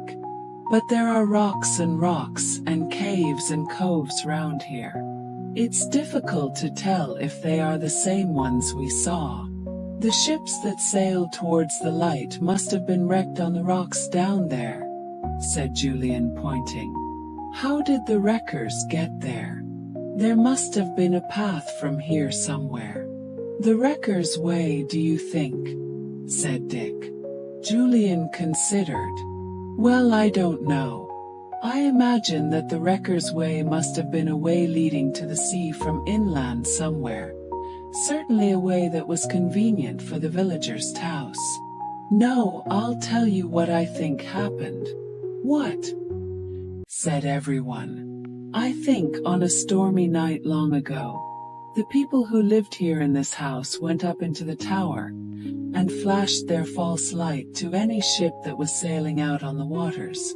Then, in great excitement, they watched it sailing nearer and nearer, perhaps shown up by lightning, perhaps by the moon. Everyone imagined such a ship, and George shivered. Poor wretched ship. When the ship reached the rocks and crashed on them, the signalers in the tower gave a different signal, a signal to a watcher up there on the hills, said Julian, pointing behind him. A watcher who was standing on the only spot from which the flash could be seen. Maybe the light gleamed steadily to entice a ship in, but was flashed in code to the watcher on the hills, and the flashing said, "Ship on rocks. Tell the others, and come to the feast." How simply horrible, said Anne. I can't believe it. It is difficult to think anyone could be so heartless, said Julian. But I think that's what happened. And then I think the people who lived in this house went down from here to the nearby coves and waited for their friends to come along the other way. The wrecker's way, wherever that is. It must be a secret way, said Dick. It must have been a way known only to those villagers who were wreckers. After all, wrecking was against the law. And so this whole business of showing lights and wrecking ships must have been kept a dead secret. We heard what old Grandad said, that every wrecker who knew the way had to vow he would tell no one else. Old Grandad's father probably lived in this very house, and climbed the stone stairway on a wild night, and lighted the lamp that shone out over the stormy sea, said Julian. That's why Yen said he was frit of this tower, said George. He thinks his granddad's dad still lights it. Well, we know better. Somebody else lights it. Somebody who can't be up to any good either. And don't let's forget, somebody who may still be about somewhere, said Julian, lowering his voice suddenly. Gosh! Yes, said Dick, looking round the little tower as if he expected to see a stranger there, listening. I wonder where he keeps his lamp. It's not here. The oil splashes are on almost every one of the stone steps, said Anne. I noticed as I came up. I bet it's a big lamp. It has to give a light far out to sea. Look, it must have been stood on this bit of the wall, said Dick. There are some oily patches here. They all looked at the dark patches. Dick bent down and smelt them. Yes, paraffin oil, he said. George was looking at the wall on the other side of the tower. She called to the other three. And here's a patch on this side, she said. I know what happened. Once a ship had been caught by light and was on its way in. The men with the lamp put it on the other side of the tower to signal Toth Watcher on the hills, to tell him the ship was caught. Yes, that's it, said Anne. But who could it be? I'm sure nobody lives here. The place is an absolute ruin, open to the wind and the rain. It must be somebody who knows the way here, sees to the light, and does the signaling. There was a pause. Dick looked at Julian. The same thought came into their minds. They had seen somebody wandering out in the stormy night twice. "Could it be Mr. Penruthlin, do you suppose?" said Dick. "We couldn't imagine why he was out here in the storm the first night we came out to watch for the light." "No, he's not the man with the light. He's the watcher on the hills," said Julian. "That's it. That's why he goes out on wild nights, to see if there's a signal from the tower, flashing to say that a ship is coming in." There was an even longer pause. Nobody liked that idea at all. "We know he tells lies, we know he goes through people's pockets because we saw him," went on Julian after a few moments. "He fits in well. He's the man who goes and stands in that special spot on the hills and watches for a light." "What does he do after that?" said Anne. "Didn't we hear that there were no wrecks here now, because he off the lighthouse higher up the coast? What's the point of it all, if there isn't a wreck?" "Smuggling," said Julian shortly. "That's the point. Probably by motorboat. They choose a wild night off storm and wind, when they will be neither seen nor heard. Wait out at sea for the signaling light to assure them all's clear, and then come into one of these coves. Yes, and I bet the wrecker's secret way is used by someone who steals down to the cove and takes the smuggled goods," said Dick, excited. "3 or 4 people, perhaps, if the goods are heavy." "Hush, I'm sure we're right. And it's the watcher on the hill who tells his friends, and down they go to the coves together. It's most ingenious," Julian said. "Nobody sees the light on the tower except the boat waiting, and nobody sees the signal inland except the one watcher on the hills. Absolutely foolproof. We are lucky to stumble on it," said Dick. "But what puzzles me is this. I'm pretty certain that the man who lights the lamp didn't come the way we came. We'd have seen trodden down weeds or something. We should certainly have found some sort of a path his feet had made." "Yes, and there wasn't anything, not even a broken thistle," said Anne. "There must be some other way into this old house." "Of course there is. We've already said there must be a way for the man who lights the lamp to get down to the coves from here," said George. "Well, that's the way he gets here, of course. He comes up the passage from the cove." How stupid we are! This idea excited them all. Where was the passage? Nobody could imagine. It certainly wasn't in the tower. There was no room for anything in that small tower except for the spiral staircase leading to the top. "Let's go down," said Anne, and began to descend the steps. A slight noise below made her stop. "Go on," said George, who was just behind her, and turned a scared face to her. "I heard a noise down there," she whispered. George turned to Julian immediately. "And thinks there's somebody down there," she said in a low voice. "Come back, Anne," ordered Julian at once, and climbed back, still looking scared. "Would it be the man who does the lamp?" she whispered. "Do be careful, Julian. He can't be a nice man." "Nice? He must be a beast," said George scornfully. "Are you going down, Ju? Look out then." Julian peered down the stone steps. There was really nothing for it but to go down and see who was there.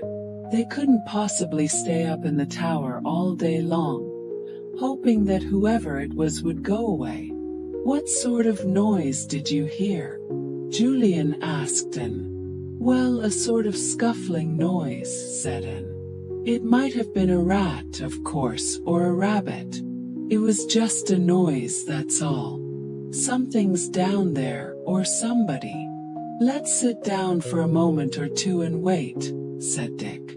"We'll listen hard and see if we can hear anyone." So they sat down cautiously, George with her hand on Timmy's collar.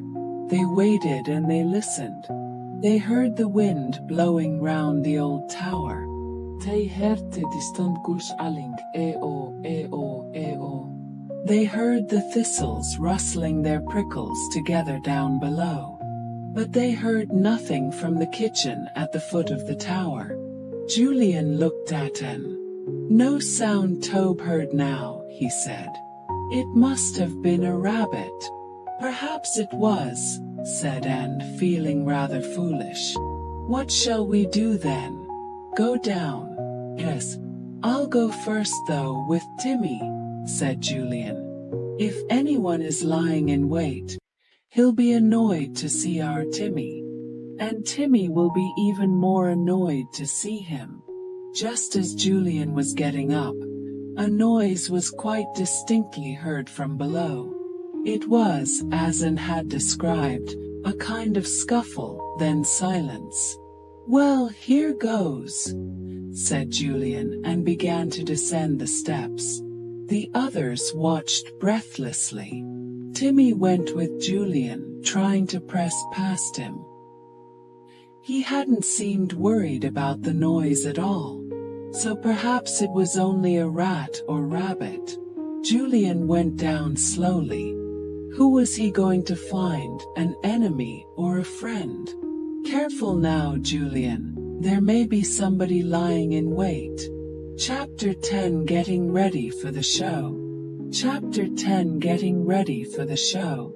Julian and Dick watched the light for a little longer, and then turned to go back to the farm. The wind was so strong and so cold that even on that summer's night they found themselves shivering.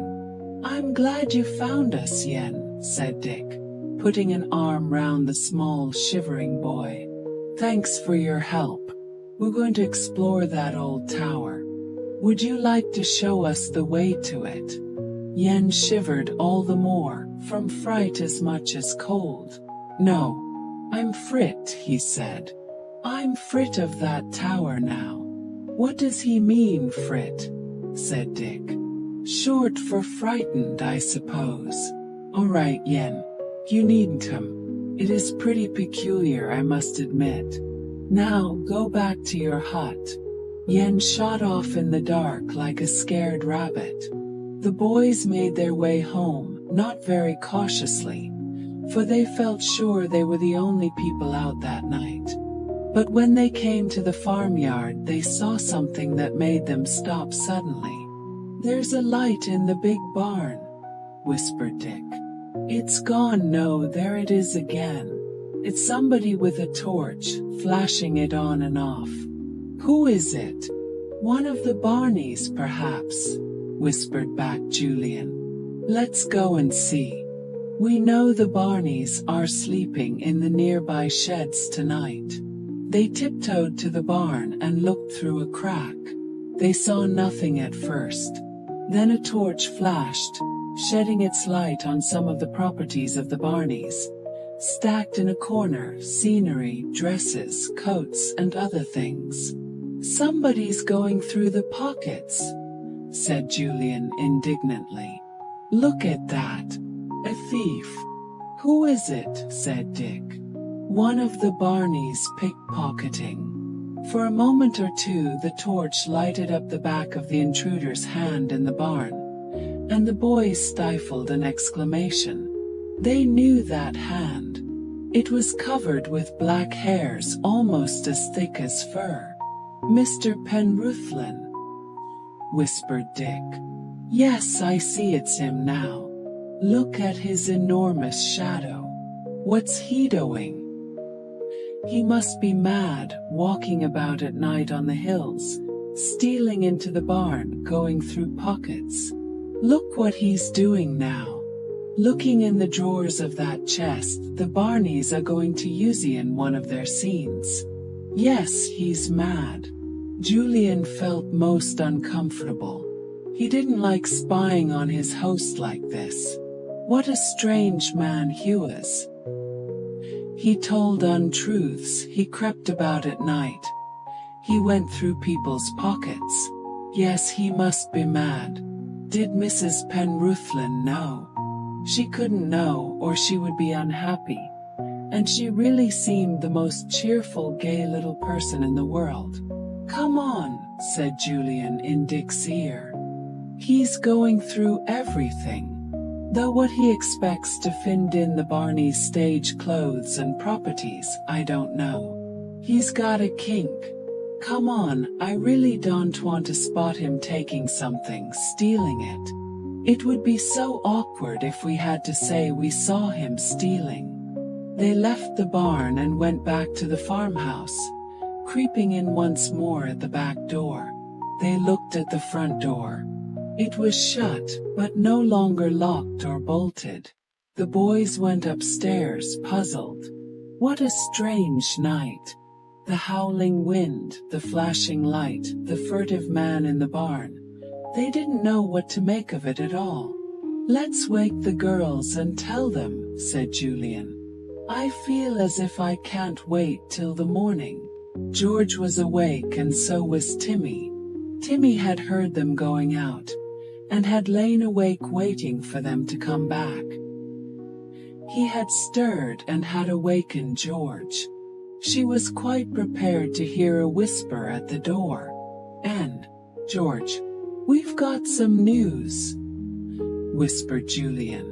Timmy gave a little welcoming whine and leapt off the bed. Soon and was awake too, and the girls were listening in amazement at the boys' news. They were almost as surprised to hear about Mr. Penruthlin in the barn as to hear about the light actually flashing in the tower. So it was true what old Grandad said then, whispered Anne. He had seen the light again. I do think it's weird, all this. Julian, you don't think we'll hear of a wreck tomorrow, do you? I couldn't bear it. Nor could I, said George, listening to the wind howling outside. Fancy being wrecked on a night like this, and being dashed on the rocks by those pounding waves. I feel as if we ought to rush off Toth Caves here and now and see if we can do any rescuing. We wouldn't be much use, said Dick. I doubt if we could even get near the cove on a night like this. The waves would run right up to the road that leads down to it. They talked and talked about everything. Then George yawned. We'd better stop, she said. We'll never wake up tomorrow morning. We can't go and explore that tower tomorrow, Julian. The Barneys will be here, and we've promised Mrs. Penruthlin to help her. It'll have to be next day then, said Julian. But I'm determined to go. Jens said he wouldn't show us the way. He said he was too frit. I feel pretty frit myself, said George, settling down. I should have jumped out of my skin if I'd seen that light tonight. The boys stole back to their room. Soon they were in bed and asleep. The wind still howled round the house, but they didn't hear it. They were tired out with their long walk over the hills. Next day was so busy that it was quite difficult to find time to remember the night's happenings. They were reminded of it by one thing, though. Mrs. Penruthlin was seeing to their breakfast, and making bright conversation as usual. She was never at a loss for words, and chattered all day long either to the children or to the dogs. Did you sleep well with that howling gale blowing all night long? She asked. I slept like a top. So did Mr. Penruthlin.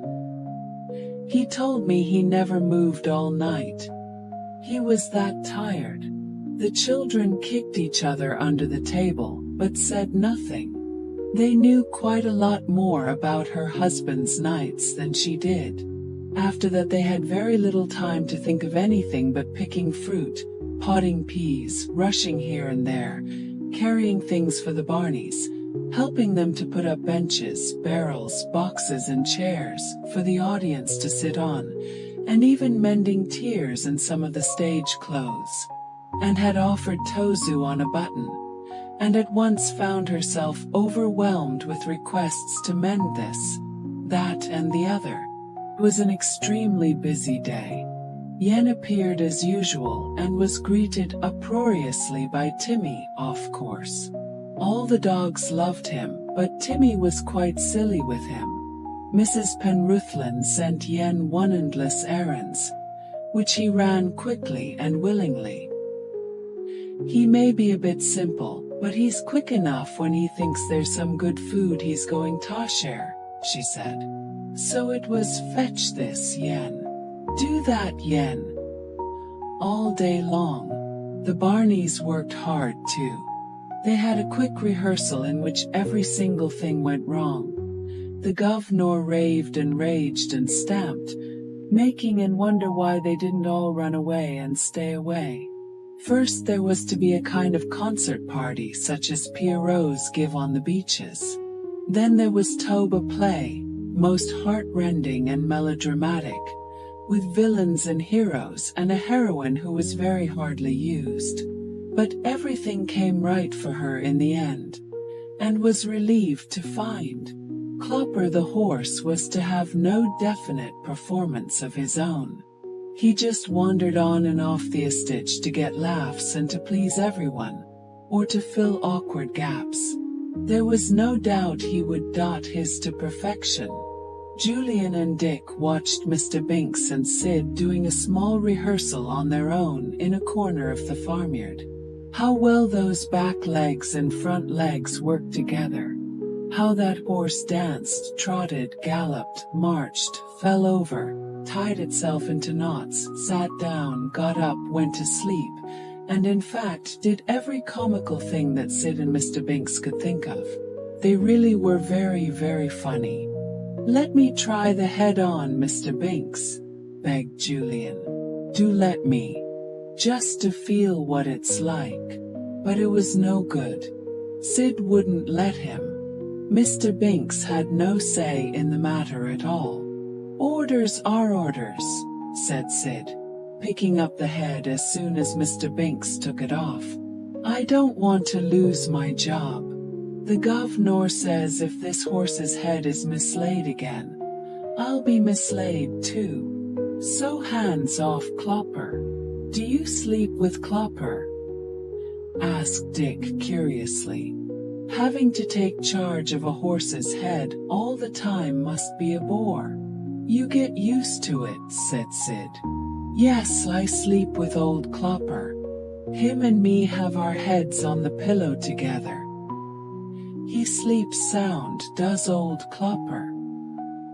He's the best part of the show, grinned Julian. You'll bring the barn down with Clopper tonight.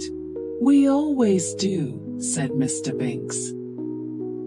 He's the most important member of the Barneys, and he gets paid the worst. Shame. Yes, back legs and front legs are badly paid, said Sid. They only count as one player, see, so we get half pay. Still, we like the life, so there you are. They went off together, Sid carrying the horse's head as usual under his arm. He really was a funny little man, cheery and silly and gay. Julian suddenly remembered something at dinner time. Mrs. Penruthlin, he said. I suppose that awful wind didn't cause any wrecks last night, did it? The farmer's wife looked surprised. No, Julian. Why should it? Ships keep right out to sea round these coasts now. The lighthouse warns them, you know. The only way any ship could come in now would be to nose into one of the caves at full tide. And then she'd have to be very careful of rocks. The fishermen know the rocks as well as they know the backs of their hands, and they come into the coves at times. But no other craft come now. Everyone heaved a sigh of relief. The flashing light hadn't caused a wreck last night then. That was a mercy. They went on with their meal. Mr. Penruthlin was there, eating away as usual and saying nothing at all. His jaws worked vigorously up and down, and it was impossible to think he had no teeth to chew with. Julian glanced at his hands, covered with black hairs. Yes, he had seen those hands last night, no doubt about that. Not wielding a knife and fork, but sliding into pockets. The evening came at last. Everything was ready. A big table was placed in the kitchen, made of strong trestles and boards. Mrs. Penruthlin gave the two girls a most enormous white cloth to lay over it. It was bigger than any cloth they had ever seen. "It's the one I use at harvest time," said the farmer's wife proudly. "We have a wonderful harvest supper then on that same table, but we put it out in the big barn because there's not enough room here in the kitchen for all the farm workers. And we clear the table away afterwards and have a dance." "What fun," said Anne. "I do think people are lucky to live on a farm. There's always something going on." "Town folk wouldn't say that," said Mrs. Penruthlin. "They think the country is a dead and alive place. But, my word, there's more life about a farm than anywhere else in the world. Farm life's the real thing, I always say." "It is," agreed Anne, and George nodded too. They had now spread out the snowy white cloth, and it looked lovely. "That cloth's the real thing too," said Mrs. Penruthlin. "It belonged to my great-great-great-grandmother, and it's nearly 200 years old, as white as ever and not a darn in it. It's seen more harvest suppers than any cloth made, and that's the truth." The table was laid with plates and knives and forks, cruets and glasses. All the Barneys had been invited, and there were the children too, of course. One or two of the villagers were staying as well to help. What a feast they would all have! The larder was so crammed with food that it was difficult to get into it. Meat pies, fruit pies, hams, a great round tongue, pickles, sauces, jam tarts, stewed and fresh fruit, jellies, a great trifle, jugs of cream. There was no end to the things Mrs. Penruthlin had got ready. She laughed when she saw the children peeping there and marveling. "You won't get any high tea today," she told them. "You'll get nothing from dinner till supper, so that you can get up a good appetite and really eat well."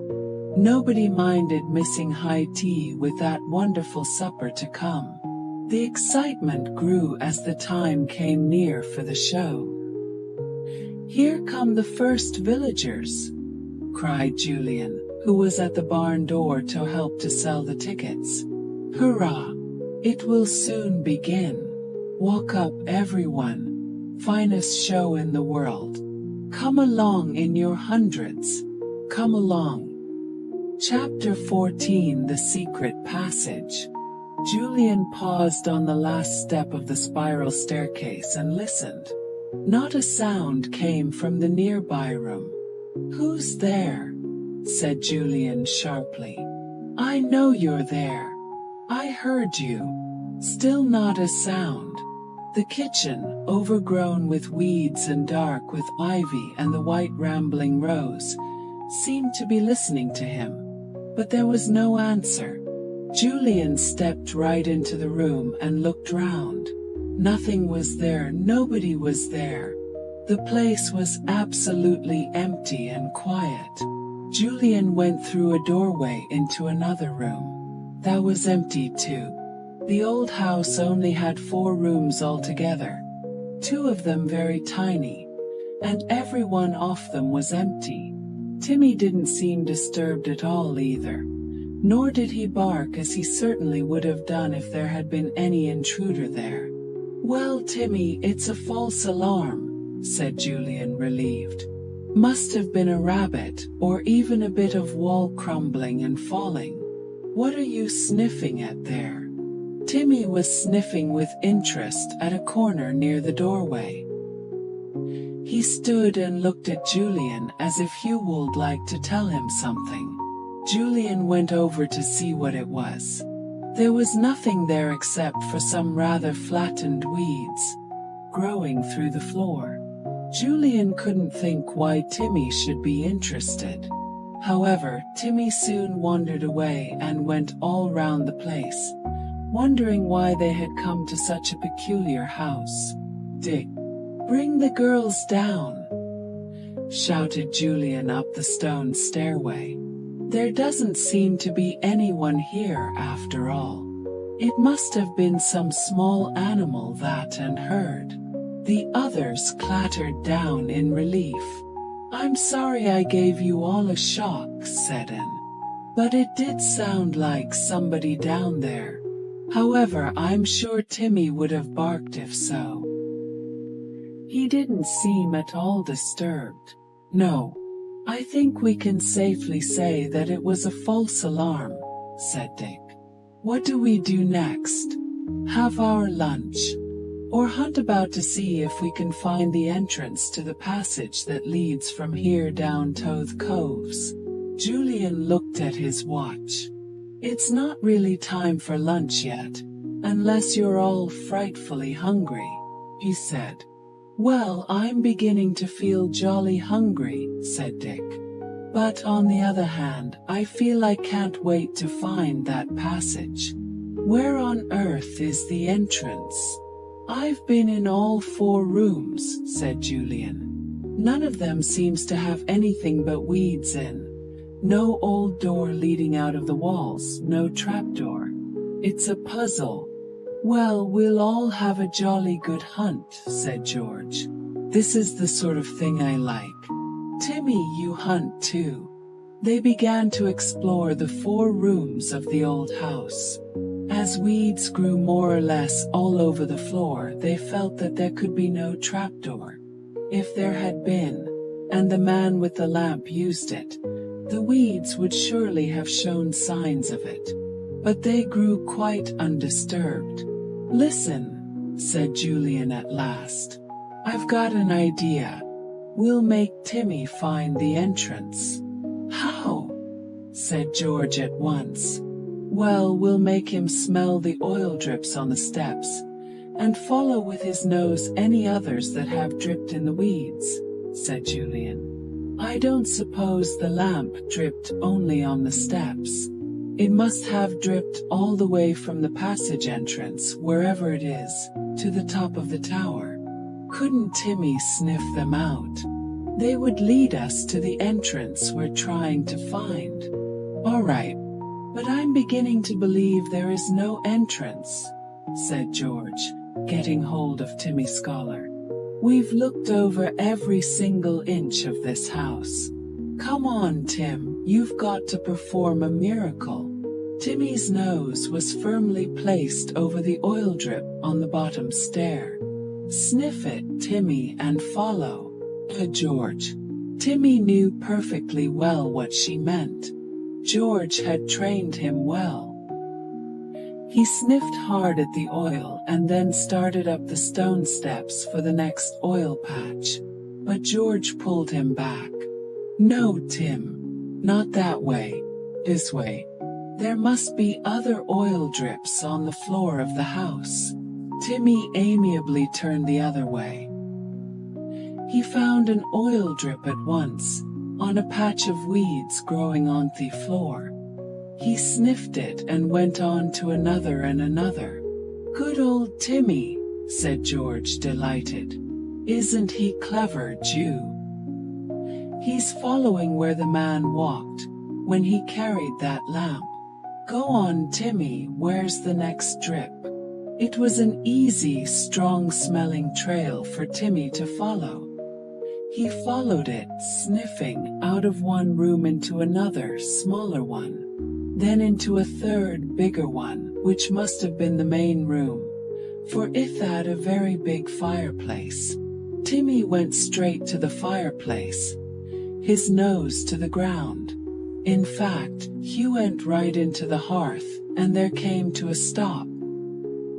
He looked round at George and barked. "He says the trail ends here," said George in excitement. So the entrance to the secret passage must be in this big fireplace. The others crowded to the hearth. Julian produced his torch and shone it up the chimney. It was an enormous one, though part of the top of it had now fallen away. "Nothing there," said Julian. "But, hello, what's this?" He now shone his torch to the side of the big fireplace and saw a small, dark cavity there, barely big enough for a man to get into. "Look," he said, excited. "I believe we've found it. See that small hole? Well, I bet if we crawl through that we'll find it's the way to the secret passage. Good old Timmy. We shall get absolutely filthy," said Anne. "You would say that," said George scornfully. "Who cares? This may be very important, mayn't it, Jew?" "Rather," said Julian. "If we're on to what we think we are, and that's smuggling with a big S, it is important. Well, what about it? Lunch first, or exploring that hole?" "Exploring, of course," said Dick. "What about letting old Tim go first? I'll give him a leg up." Timmy was hoisted up to the black hole, and disappeared into it with delight. Rabbits, rats, what were the children after? This was a fine game. "Now I'll go," said Julian and clambered up. "It's a bit difficult to squeeze into. Dick, you help Anne and George up next, and then you come." He disappeared, and one by one the others also hoisted themselves to the hole and crawled in too. Anne wished she had shorts on like George. Even a short skirt was a nuisance in performances of this kind. The hole was merely an entrance to a narrow standing place at the side of the chimney. Julian got down from the hole and stood still for a moment, wondering if this was just an old hiding place, and not an entrance to anywhere after all. But then, just to the right of his feet, he saw another hole that dropped sharply downwards. He flashed his torch down, and saw iron hand grips at one side. He called back and told the others. Then he descended into the hole, at first using the grips for his feet and then for his hands as well. The hole went down as straight as a well. It came to a sudden end, and Julian found himself standing in solid ground. He turned round, flashing his torch. There was the passage in front of him. It must be the one that led down to the coves. The one that the man with the lamp must have used long ago, when he went to gloat over the groaning ships on the rocks. Julian could hear the others coming down the shaft. He suddenly thought of Timmy. Where was he? He must have fallen headlong down the hole and found himself suddenly at the bottom. Poor Tim. Julian hoped he hadn't hurt himself, but as he hadn't yelped, perhaps he had fallen like a cat on his feet. He called up to the others. "I've found the passage. It starts at the bottom of the shaft. I'll go along it a little way and wait for you all to come. Then we can keep together in a line." Soon everyone was safely down the shaft. George began to worry about Timmy. He must have hurt himself, falling all that way. "Oh dear, where is he? We'll soon come across him, I expect," said Julian. "Now keep close together, everybody. The path goes downwards pretty steeply, as you might expect." Certainly did. In places the four children almost slithered along.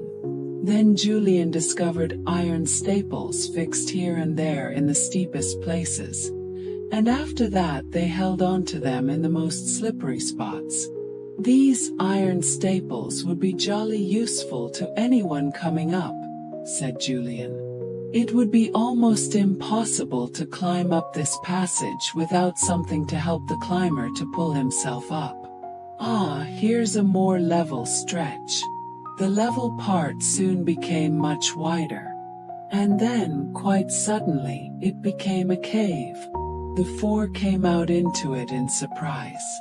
It was rather low-roofed, and the walls were made of black rock that glistened in the light of the torch. "I wish I could find Timmy," said George uneasily. "I can't even hear him anywhere." "We'll go on till we come to the cove," said Julian. "This must lead us right down to the shore, probably to the very cove where the ships were wrecked. Look, there's a kind of rocky arch leading out of this cave." They went through the archway and into yet another passage that wound between jutting rocks, which made it rather difficult to get through at times. Then suddenly the passage divided into two. One fork went meandering off towards the seaward side, the other into the cliff. "Better take the seaward side," said Julian. They were just going to take the right-hand passage when George stopped and clutched at Julian. "Listen," she said. "I can hear Timmy." They all stopped and listened. George had the sharpest ears of the lot, and she could hear him barking. So could the others after a few moments. Bark, bark, bark. Bark, bark, bark. Yes, it was Timmy all right. "Timmy!" yelled George, making the others jump almost out of their skins. "Timmy!" "He can't hear you all this way away," said Dick. "Gosh, you made me jump. Come on, we'll have to take the cliff passage. Timmy's barking comes from that direction, not this." "Yes, I agree," said Julian. "We'll go and collect him, and then come back and take the other passage. I'm sure it leads down to the sea." They made their way along the left-hand passage. It was not difficult, because it was much wider than the one they had already come down. Timmy's barking became louder and louder as they went down. George whistled piercingly, hoping that Timmy would come rushing up, but he didn't. "It's funny that he doesn't come," said George, worried. "I think he must be hurt." "Timmy!" The passage wound round a corner, and then once more divided into two. To the children's surprise, they saw a rough door set into the rocky wall of the passage on the left-hand side. "Door? How very extraordinary." "Look, a door," said Dick, amazed. "And a jolly stout one, too." "Timmy's behind it," said George. "He must have gone through it and it shut behind him." "Timmy, we're here. We're coming." She pushed at the door, but it didn't open. She saw that it was lightly latched, and lifted the old iron latch. The door opened easily, and all the four went through into a curious cave beyond. It was more like a low-roofed room. Timmy flung himself at them as soon as they came through the door. He wasn't hurt. He was so pleased to see them that he barked the place down. "Woof! Woof! Oh, Timmy, how did you get here?" said George, hugging him. "Did the door click behind you? My word, what a queer place this is. It's a storeroom. Look at all the boxes and crates and things." They looked round the strange cave, and at that moment there was a soft click. Then something slid smoothly into place. Julian leapt to the door and tried to open it. "It's locked. Somebody's locked it and bolted it." He heard them. Let us out, I say." Chapter 15. Locked in the cave. Dick, George, and Anne looked at one another in dismay. Someone must have been lying in wait for them. Someone must have captured Timmy and shut him up. And now they were captured too. Timmy began to bark when Julian shouted, He ran to the door. Julian was hammering on it and even kicking it. A voice came from the other side of the door, a drawling voice, sounding rather amused. "You came at an awkward time, that's all. And you must remain where you are till tomorrow." "Who are you?" said Julian fiercely. "How dare you lock us in like this?" "I believe you have food and drink with you," said the voice. "I noticed the packs on your backs, which I presume contain food. That is lucky for you. Now be sensible. You must pay the penalty of being inquisitive." "You let us out!" shouted Julian, enraged at the cool voice with its impertinent tone. He kicked the door again out of temper, though he knew that it wasn't the slightest use. There was no reply. Whoever it was outside the cave door had gone. Julian gave the door one last furious kick and looked round at the others. That fellow must have been watching us from somewhere. Probably followed us all the way to the old house, and saw the packs on our backs then. It must have been he that you heard down in the house when we were in the tower, and Timmy barked again. He was still at the door. George called him. "Tim, it's no use. The door's locked. Oh dear, why did we let you go into that hole first? If you hadn't run on ahead and somehow got yourself caught, you'd have been able to protect us when those men lay in wait." "Well, what do we do now?" said Anne, trying to sound brave. "What can we do?" said George. "Nothing at all. Here we are, locked and bolted in a cave inside the cliff, with nobody near except the fellow who locked us in.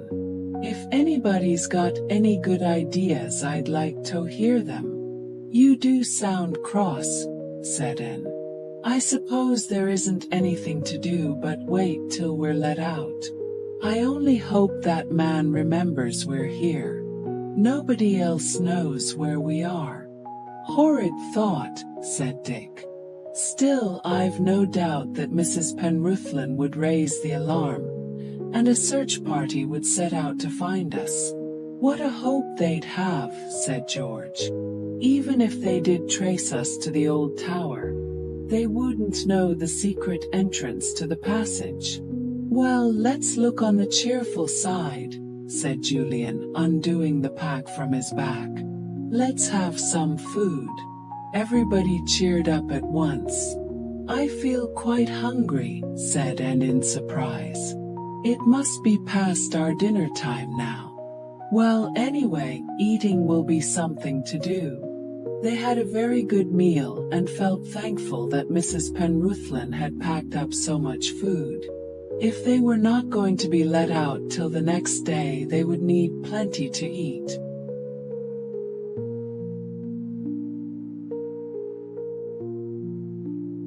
There was nothing for Timmy to drink except homemade lemonade, and he didn't seem to like that very much. "Don't waste it on him if he doesn't like it," said Julian hastily. "We may be jolly glad of it ourselves tomorrow." Dick glanced at his watch. "Only 2:30, he groaned. "Hours and hours to wait. Let's have a game of some sort. Noughts and crosses would be better than nothing." They played noughts and crosses till they were sick of them. They played word games and guessing games. They had a light tea at 5 o'clock and began to wonder what Mrs. Penruthlin would think when they didn't turn up that evening. "If Mr. Penruthlin is mixed up in this affair, and it's pretty certain that he is," said Julian, "he'll not be as pleased to be told to fetch the police to look for us. It's just the one night he won't want the police about." "I think you're wrong," said George. "I think he'd be delighted to have the police looking for lost children, and not poking their noses into his affairs tonight." "I hadn't thought of that," said Julian. How slowly the time went by. They yawned, talked, fell silent, argued and played with Timmy.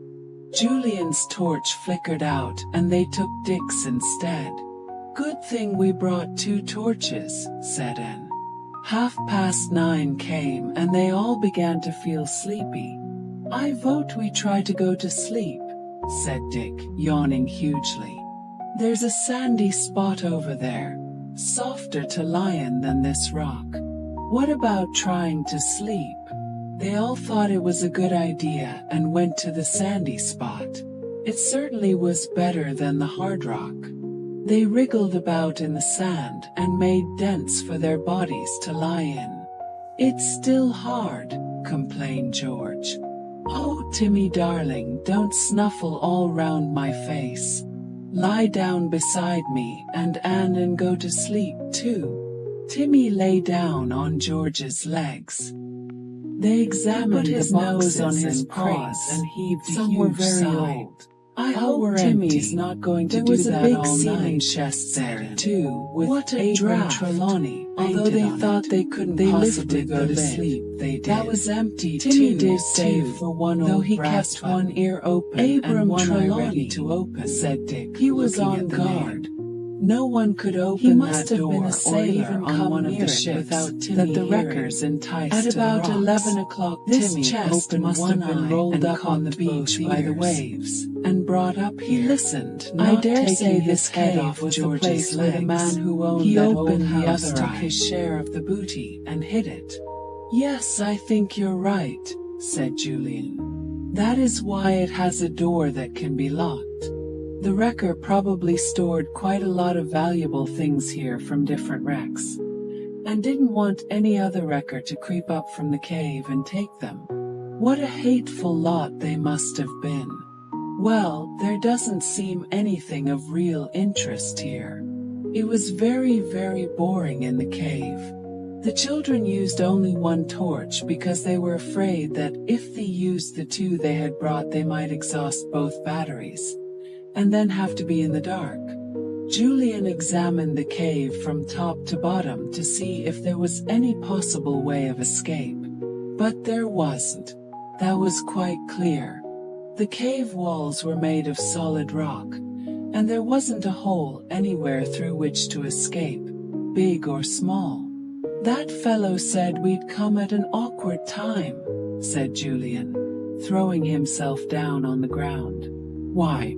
Are they expecting some smuggled goods tonight?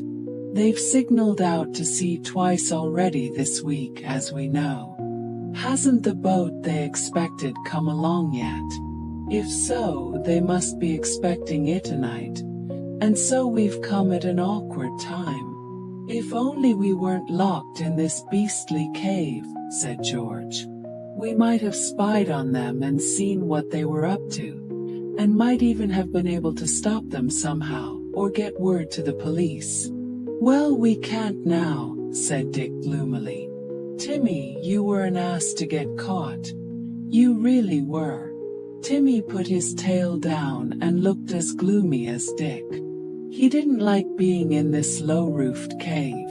Why didn't they open the door and go out?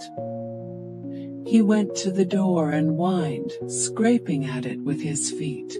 "No good, Tim. It won't open," said Anne. "I think he's thirsty, George." Then he sat up and listened harder. George woke up when he moved and stretched out a hand to Timmy. "Tim, lie down," she whispered. But Timmy didn't. He gave a small whine. George sat up, fully awake. Why was Timmy whining? Was there something going on outside the door? Men passing perhaps, on their way to the cove? Had the light been flashing out to sea, and had it brought in the boat the men were waiting for? She put her hand on Timmy's collar. "What is it?" she whispered, expecting Timmy to growl when he next heard something. But he didn't growl. He whined again. Then he shook off George's hand and went to the door. George switched on her torch, puzzled. Timmy scraped at the door and whined again. But still he didn't growl. "Ju, I believe someone is at the door." called George suddenly in a low voice. I believe Timmy can hear a search party or something. Wake up. Everyone awoke suddenly. George repeated her words again. Timmy's not growling. That means it's not our enemies he hears, she added. He'd growl like anything at the man who locked us in. Be quiet for a moment and listen, said Julian. Let's see if we can hear anything ourselves. We haven't got Timmy's sharp ears, but we might be able to hear something. They sat absolutely still, listening. Then Julian nudged Dick. He had heard something. Quiet. He breathed. They listened again, hardly breathing. They heard a little scrabbling noise at the door. Then it stopped. George expected Timmy to break out into a fusillade of barks at once, but he didn't. He stood there with his head on one side and his ears cocked. He gave an excited little whine and suddenly scraped at the door again. Somebody whispered outside the door, and Timmy whined and ran to George and then back to the door again. Everyone was puzzled. Julian got up and went to the door himself, his feet making no sound. Yes, there was most certainly somebody outside, two people perhaps, whispering to one another. Who's there? Said Julian suddenly. I can hear you outside. Who is it? There was dead silence for a moment, and then a small familiar voice answered softly. It's me, Yen. Yen. Hush. Is it really you? Yes. There was an amazed silence in the cave. Yen. Yen at this time of night outside the door of the very cave they were locked in. Were they dreaming? Timmy went mad when he heard Yen speaking to Julian. He flung himself at the door, barking and yelping. Julian put his hand on his collar. Be quiet, idiot. You'll spoil everything. Be quiet. Timmy stopped. Julian spoke to Yen again. Yen, have you got a light? No. No light. It is dark here, said Yen. Can I come to you? Yes, of course. Listen, Yen. Do you know how to unlock and unbolt a door? Asked Julian, wondering whether the half-wild boy knew even such simple things. Said Yen. Are you locked in? Yes, said Julian. But the key may be in the lock. Feel and see. Feel for the bolts too. Slide them back and turn the key if there is one. The four in the cave held their breath as they heard Yen's hands wandering over the stout door in the dark, tapping here and there to find the bolts and the lock. Then they heard the bolts being slid smoothly back. How they hoped their captor had left the key in the lock. Here is a key, said Yen's voice suddenly. But it is so stiff. My hand isn't strong enough to turn it. Try both hands at once, said Julian urgently. They heard Yen trying, panting with his efforts, but the key would not turn. Blow, said Dick. So near and yet so far. And pushed Dick out of the way, an idea suddenly flooding into her mind. Yen, listen to me, Yen. Take the key out of the lock and push it under the bottom of the door. Do you hear me? As I hear, said Yen, and they heard him tugging at the key. There was a sharp noise as it came suddenly out of the lock.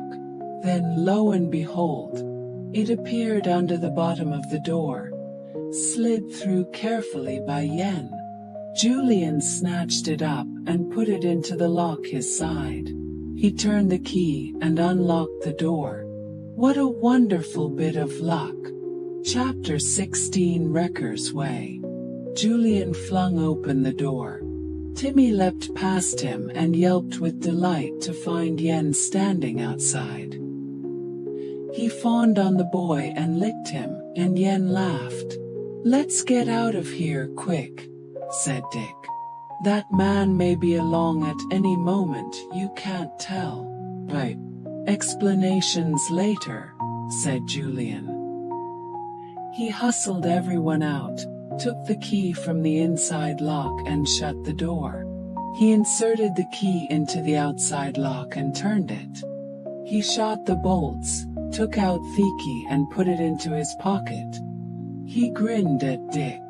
"Now if that fellow comes along to see how we are, he won't even know we're gone. He won't be able to get in to see if we're there or not." "Where shall we go now?" asked Anne, feeling as if she was in a peculiar kind of dream. Julian stood and considered. It would be madness to go back up the passage and into the old house, he said. "If there's any signaling going on, and there's pretty certain to be, we shall be caught again. We'd be sure to make a noise scrambling out of that hole in the fireplace." "Well, let's take that other passage we saw, the right-hand one," said George. "Look, there it is." She shone her torch on it. "Where does it lead to, Yen?" "To the beach," said Yen. "I went down it when I was looking for you all, but you weren't there, so I came back and found that door. There is nobody on the beach." "Well, let's go down there then," said Dick. "Once we feel we're out of danger's way, we can plan what's best to do." They went along the other passage, their torch showing them the way. It was a steep tunnel, and they found it rather difficult going, and managed to give Yen a squeeze. "You were clever to find us," she said, and Yen gave her a smile which she couldn't see because of the dark. They heard the sound of waves at last and came out into the open air.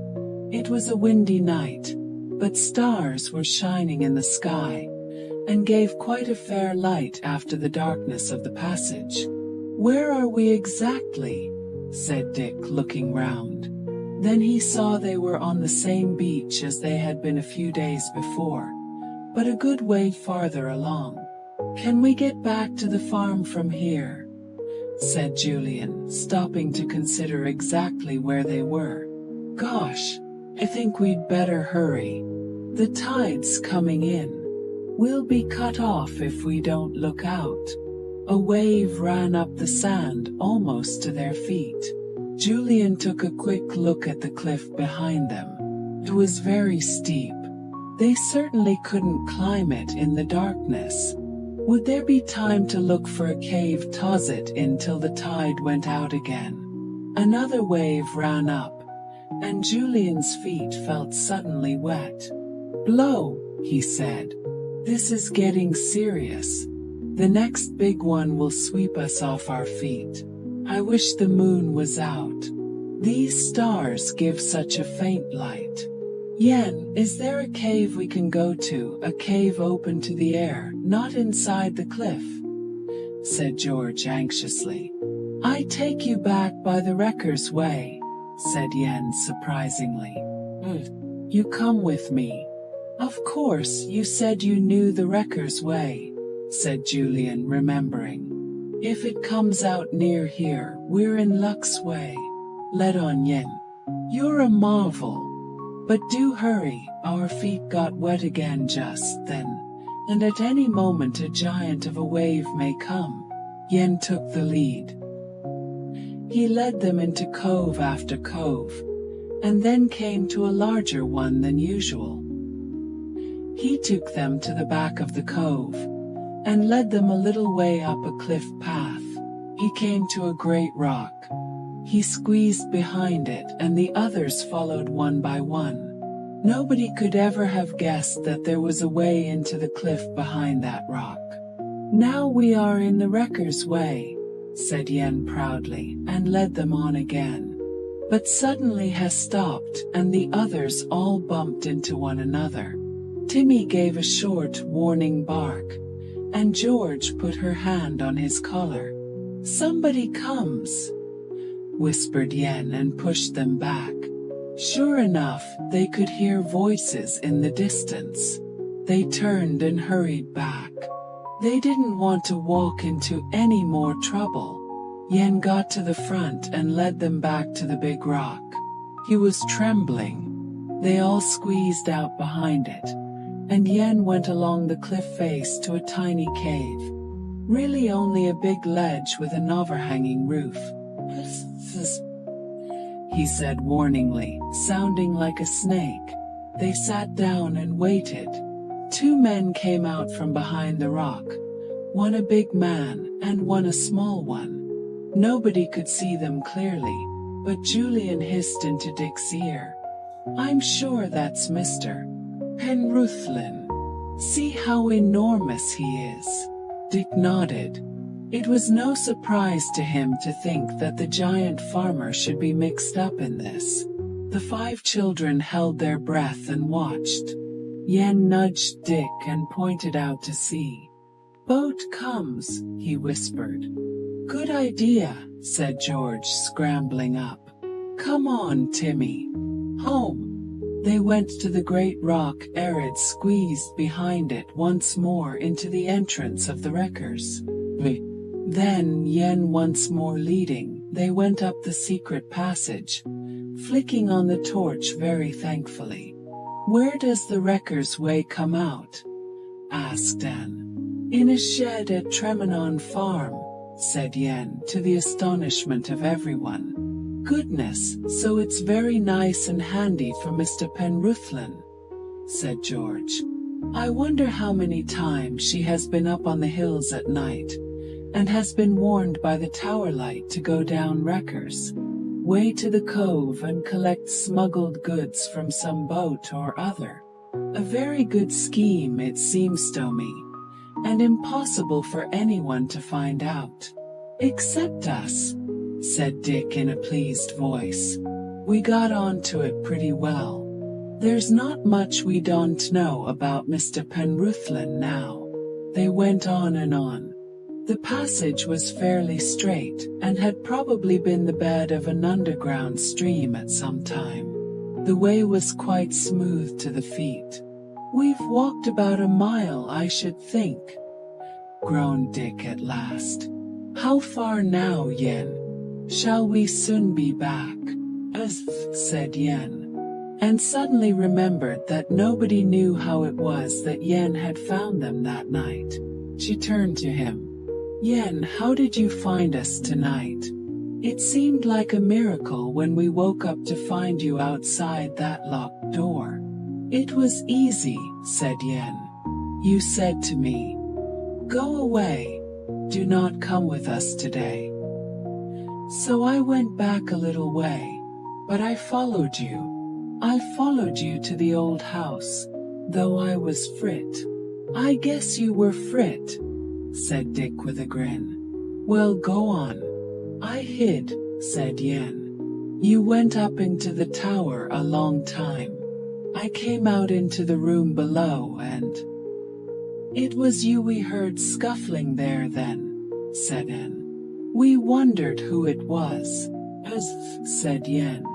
"I sat down on some weeds in a corner and waited till you came down, and then I hid again. But I watched you through a hole from outside. I saw you go through the fireplace. 1 minute you were there.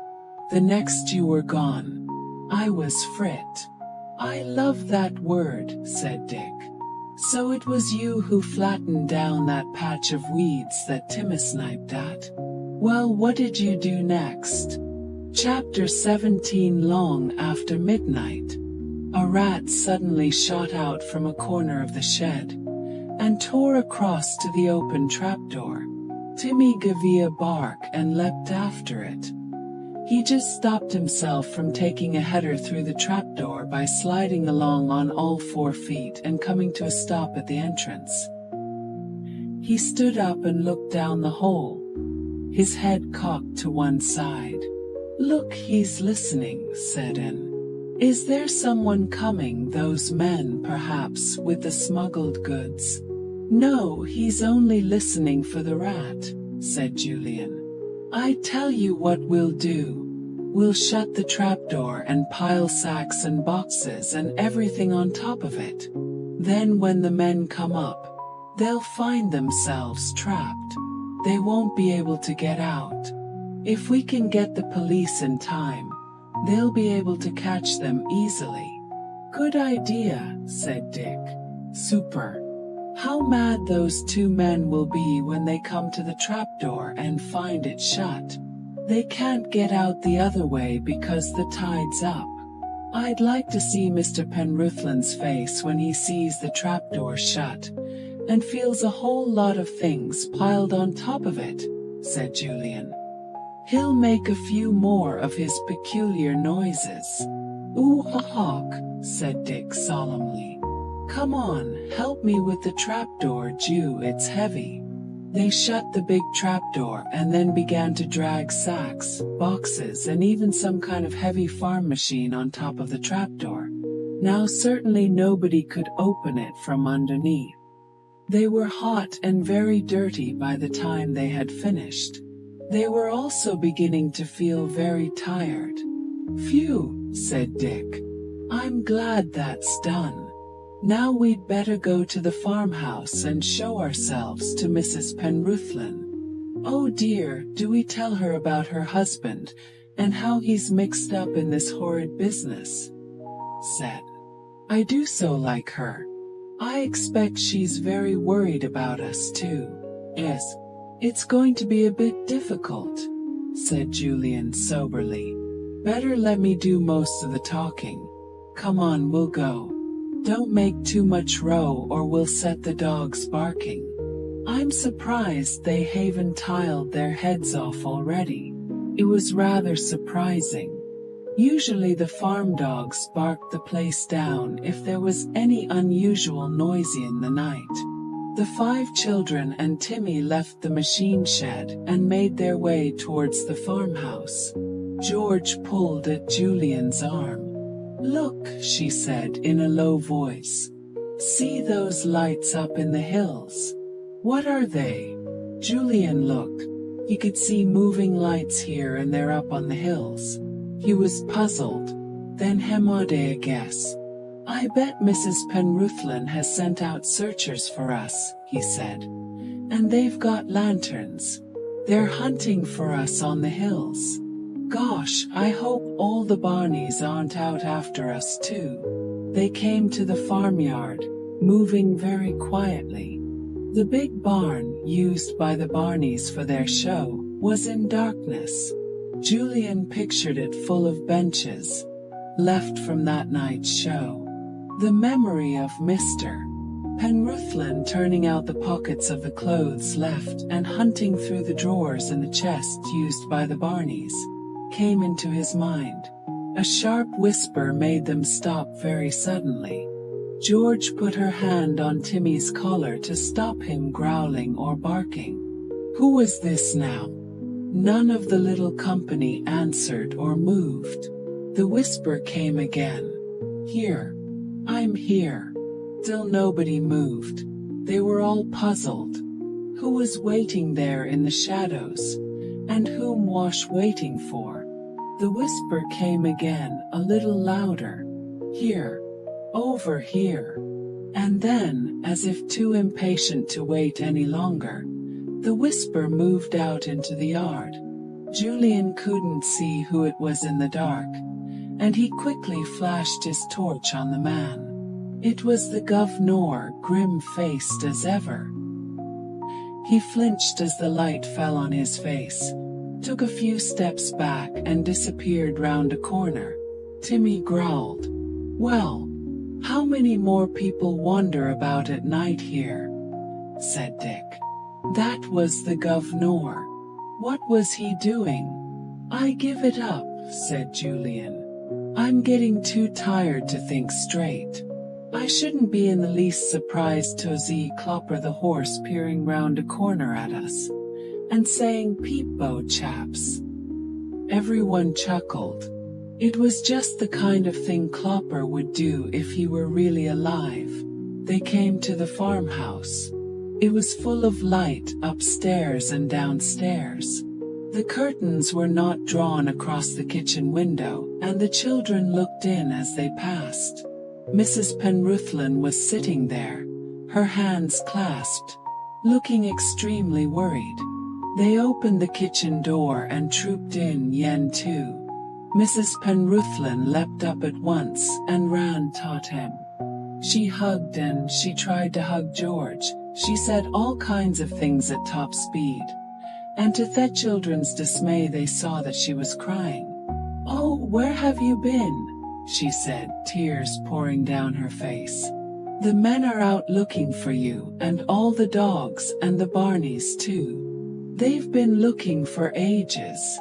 And Mr. Penruthlin's not home either. I don't know where he is, he's gone too. Oh, what a terrible evening.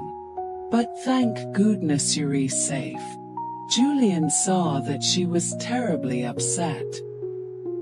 He took her arm gently and led her to a chair. "Don't worry," he said. "We're all safe. We're sorry you've been upset. But where have you been?" wept Mrs. Penruthlin. "I pictured you drowned or lost on the hills, or fallen into quarries. And where is Mr. Penruthlin?" "He went out at 7, and there's been not a sign of him since." The children felt uncomfortable. They thought they knew where Mr. Penruthlin was, getting smuggled goods from the motorboat, and carrying them back with his friend, up the wreckers. "Wait. Now just you tell me what you've been doing," said Mrs. Penruthlin, drying her eyes, and sounding unexpectedly determined. "Upsetting everybody like this." "Well," said Julian, "it's a long story, but I'll try to make it short. Strange things have been happening, Mrs. Penruthlin." He plunged into the whole story, the old tower, Grandad's tale of the flashing light, their journey to explore the tower, the secret passage to the Wrecker's Cove, their imprisonment and escape, and then Julian stopped. How was he to tell poor Mrs. Penruthlin that one of the smugglers was her husband? He glanced at others desperately, and began to cry, and George felt very much like it too. It was Yen who suddenly spoke and broke the news. "We seen Mr. Penruthlin in the cove," he said, glad of a chance to put in a word. "We seen him." Mrs. Penruthlin stared at Yen, and then at the embarrassed, anxious faces of the other children. "You saw him in the cove," she said. "You didn't. What was he doing there?" We think he must be one of the smugglers," said Julian awkwardly. "We think we saw him get into a boat and row to the motorboat beyond the rocks. If so, he may get into trouble, Mrs. Penrue." He didn't finish because, to his enormous surprise, Mrs. Penruthlin jumped up from her chair and boxed his ears soundly. He hadn't even time to dodge. "You wicked boy!" panted Mrs. Penruthlin, sounding suddenly out of breath. "You bad, wicked boy," saying things like that about Mr. Penruthlin, who's the straightest, honestest, most God-fearing man who ever lived. Him a smuggler. Him in with those wicked men. "I'll box your ears till you eat your words and serve you right." Julian dodged the second time, amazed at the change in the cheerful little farmer's wife. Her face was red, her eyes were blazing, and somehow she seemed to be taller. He had never seen anyone so angry in his life. Yen went promptly under the table. Timmy growled. He liked Mrs. Penruthlin, but he felt he really couldn't allow her to set about his friends. She faced Julian, trembling with anger. "Now you apologize," she said, "or I'll give you such a drubbing as you've never had in your life before." And you just wait and see what Mr. Penruthlin will say when he comes back and hears the things you've said about him." Julian was much too big and strong for the farmer's wife to give him a drubbing, but he felt certain she would try if he didn't apologize. What a tiger she was! He put his hand on her arm. "Don't get so upset," he said. "I'm very sorry to have made you so angry." Mrs. Penruthlin shook his hand off her arm. "Angry? I should just think I am angry," she said. "Ta think anyone should say those things about Mr. Penruthlin. That wasn't him down in Wreckers. Oh, I know it wasn't. I only wish I knew where he was. I'm that worried." "He be down Wreckers way," announced Yen from his safe vantage point under the table. "We put door down over he." "Down Wreckers way," cried Mrs. Penruthlin, and to the children's great relief she sank down into a chair again. She turned to Julian questioningly. He nodded. "Yes, we came up that way from the beach." Yen knew it. "It comes up in a corner of the machine shed, through a trapdoor. We shut the trapdoor and piled sacks and things on it. I'm rather afraid Mr. Penruthlin can't get out."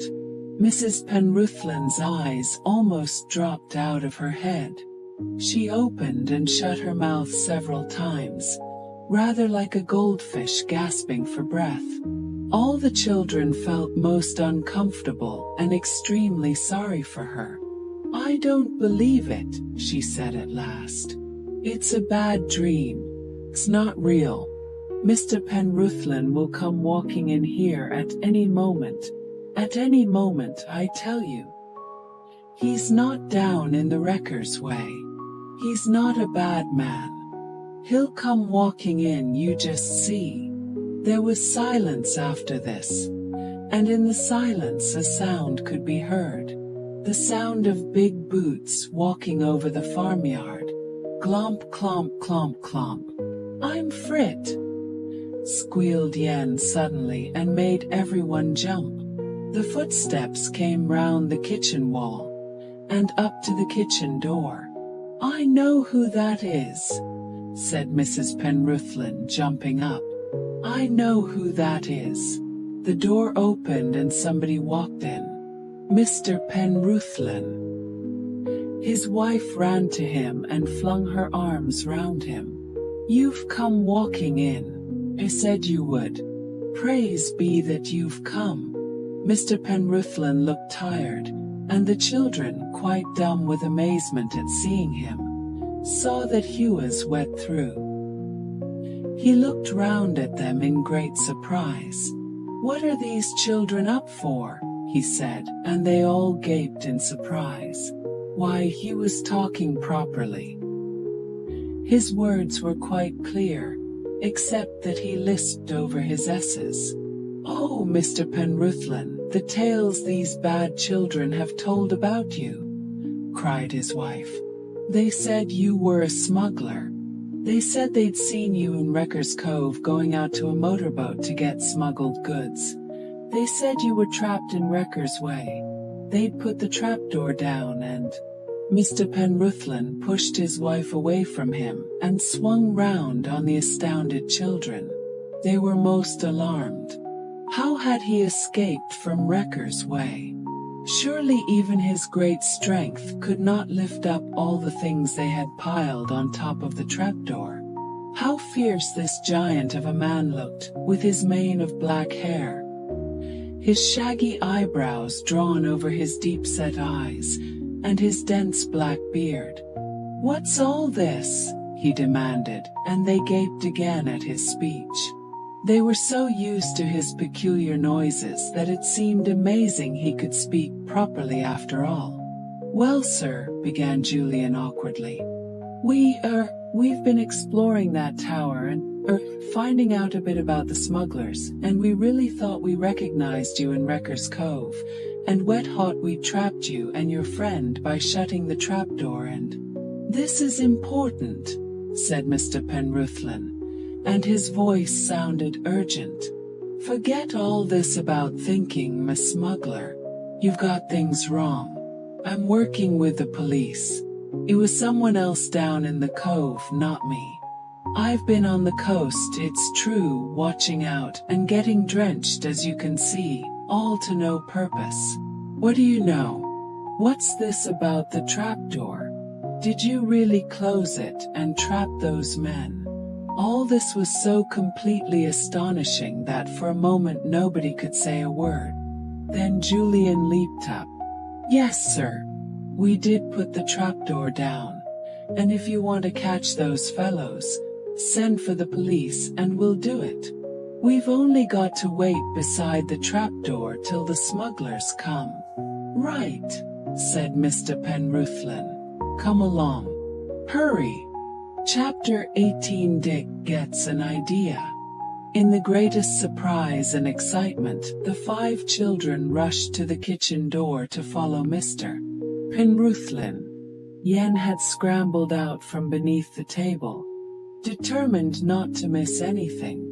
But at the door the farmer turned round. "Not the girls," he said. "Nor you, Yen. I'll keep the girls here with me," said Mrs. Penruthlin, who had forgotten her dismay and anger completely in this new excitement. "Yen, come here." But Yen had slipped out with the others. Nothing in the world would keep him from missing this new excitement. Timmy had gone too, of course, as excited as the rest. "What goings on in the early hours of the morning?" said Mrs. Penruthlin, sitting down suddenly again. "To think that Mr. Penruthlin never told me he was working to find those smugglers. We 91 knew it was going on around this coast. And to think he was keeping a watch, and never told me." Julian and Dick had quite forgotten that they felt tired. They hurried over the farmyard with Mr.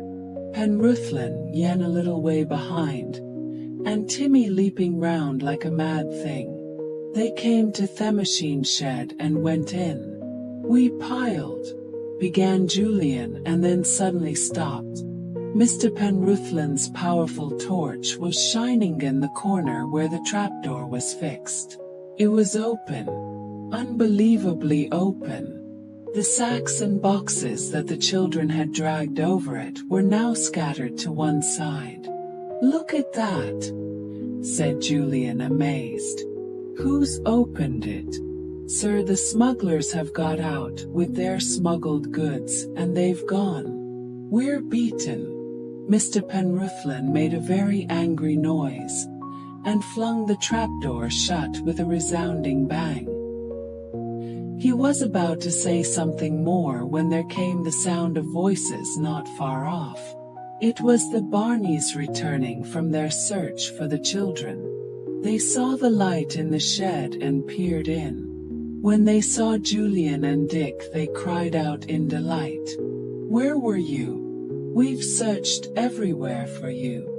Julian and Dick were so disappointed at finding their high hopes dashed that they could hardly respond to the Barneys' delighted greetings. They felt suddenly very tired again, and Mr. Penruthlin seemed all at once in a very bad temper. He answered the Barneys gruffly, said that everything was all right now, and any talking could be done tomorrow. As for him, he was going toad. The Barneys dispersed at once, still talking. Mr. Penruthlin silently led the way back to the farmhouse with Julian and Dick trailing behind. Yen had gone like a shadow, as he was not at the farmhouse when they walked wearily into the kitchen. Julian guessed that he had scampered back up the hills, told Grandad. 3:05 in the morning, said Mr. Penruthlin, looking at the clock. I'll sleep down here for an hour or two, wife. Then I'll be up to milk the cows. Send these children to bed. I'm too weary to talk. Good night. And with that he put his hand to his mouth and quite solemnly took out his false teeth, putting them into a glass of water on the mantelpiece. "Oh, och," he said to his wife, and stripped off his wet coat. Mrs. Penruthlin hustled Julian and the rest upstairs. They were almost dropping with exhaustion now. The girls managed to undress, but the two boys flopped on their beds and were asleep in half a second. They didn't stir when the cocks crew, or when the cows lowed, or even when the wagons of the Barneys came trundling out into the yard to be packed with their things. They were going off to play in another village barn that night. Julian awoke at last. It took him a few moments to realize why he was still fully dressed. He lay and thought for a while, and a feeling of dejection came over him when he remembered how all the excitement of the day before had ended in complete failure.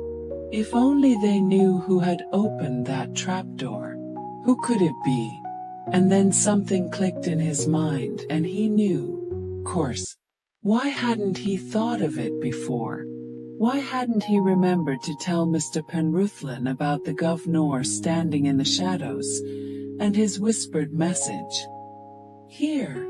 I'm here." He must have been waiting for the smugglers to come to him, of course. He probably used local fishermen to row through the rocks to the motorboat that had slunk over to the Cornish coast, and those fishermen used the Wreckers' Way so that no one knew what they were doing. The Barneys often came to play at Tremenon Barn. Nothing could be easier than for the Governor Torrenge for the smuggling to take place then, for the Wreckers' Way actually had an entrance in the shed near the big barn. If a stormy night came, all the better. No one would be about. He could go upon the hills and wait for the signal from the tower which would tell him that at last the boat was coming. Yes, and he would arrange with the signaller too, to flash out the news that he, the governor, was at Tremenon again, and waiting. Who was the signaller? Probably another of the fishermen, descendants of the old wreckers, and glad of a bit of excitement and extra money. Everything fell into place. All the odd bits and pieces of happenings fitted together like a jigsaw puzzle. Julian saw the clear picture. Who would ever have thought of the owner of the Barneys being involved in smuggling? Smugglers were clever, but the governor was cleverer than most. Julian heard the noise outside, and got up to see what it was. When he saw the Barneys piling their furniture on the wagons, he rushed downstairs, yelling to wake Dick as he went. He must tell Mr. Penruthlin about the governor. He must get him arrested. He had probably got the smuggled goods somewhere in one of the boxes on the wagons. What an easy way of getting it away unseen. The governor was cunning, there was no doubt about that. With Dick at his heels, puzzled and surprised, Julian went to find Mr. Penruthlin. There he was, watching the Barneys getting ready to go, looking very dour and grim. Julian ran up to him. "Sir, I've remembered something important. Can I speak to you?" They went into a nearby field, and there Julian poured out all he had surmised about the governor. "He was waiting in the dark last night for the smugglers," said Julian. "I'm sure he was. He must have heard us and thought we were the men. And it must have been he who opened the trapdoor, sir. When they didn't come, he must have gone to the trapdoor and found it shut, with things piled on it. And he opened it, and waited there till the men came and handed him the goods. And now he's got them hidden somewhere in those wagons." "Why didn't you tell me this last night?" said Mr. Penruthlin. "We may be too late now. I'll have to get the police here to search those wagons, but if I try to stop the Barneys going now, The governor will suspect something and go off at once. Julian was relieved to see that Mr. Penruthlin had his teeth in again and could speak properly. The farmer pulled at his black beard and frowned. I've searched many times through the Barneys' properties to find the smuggled goods, he said. Each time they've been here I've gone through everything in the dead of night. Do you know what it is they're smuggling? Asked Julian. The farmer nodded. Yes, dangerous drugs. Drugs that are sold at enormously high prices in the black market. The parcel will need to be very big. I've suspected one or other of the Barneys of being the receivers before this. And I've searched and searched. No good. If it's a small parcel it could be hidden easily, said Dick thoughtfully. But it's a dangerous thing to hide. The governor wouldn't have it on him, would he? Oh no, he would be afraid of being searched, said Mr. Penruthlin. Well, I reckon I must let them got his time, and I must warn the police. If they like to search the wagons on the road, they're welcome. I can get the police here in time to stop the wagons going off. We've got no telephone at the farm. Mr. Binks came up at that moment, carrying Clopper's front and back legs. He grinned at the boys. You led us a fine dance last night, he said. What happened? Yes, said Sid, coming up with Clopper's ridiculous head under his arm as usual. Clopper was right worried about you. Gosh, you didn't carry old Clopper's head all over the hills last night, did you? Said Dick, astonished. No, I left it with the governor, said Sid. He took charge of his precious Clopper while I went gallivanting over the hills and far away, looking for a pack of tiresome kids. Dick stared at the horse's head, with its comical rolling eyes. He stared at it very hard indeed, and then he did a most peculiar thing. He snatched the head away from the surprised Sid, and tore across the farmyard with it.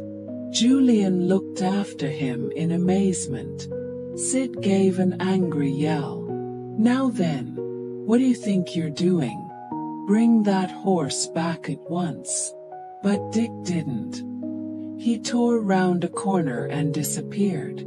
Sid went after him, and so did somebody else. The governor raced across the yard at top speed, looking furious. He shouted, he yelled, he shook his fist. But when he and Sid got to the corner, Dick had disappeared. What's got into him? Said Mr. Penruthlin, amazed. What does he want to rush off with Cloppershed for? The boy must be mad. Julian suddenly saw light. He knew why Dick had snatched Clopper's head. He knew. Mr. Penruthlin, why does the governor always have someone in charge of Clopper's head? He said. Maybe he hides something precious there. Something he doesn't want anyone to find. Quick, let's go and see. Chapter 19, mostly about Clopper. At that moment Dick appeared again, round another corner, still holding Clopper's head, with Sid and the governor hard on his heels.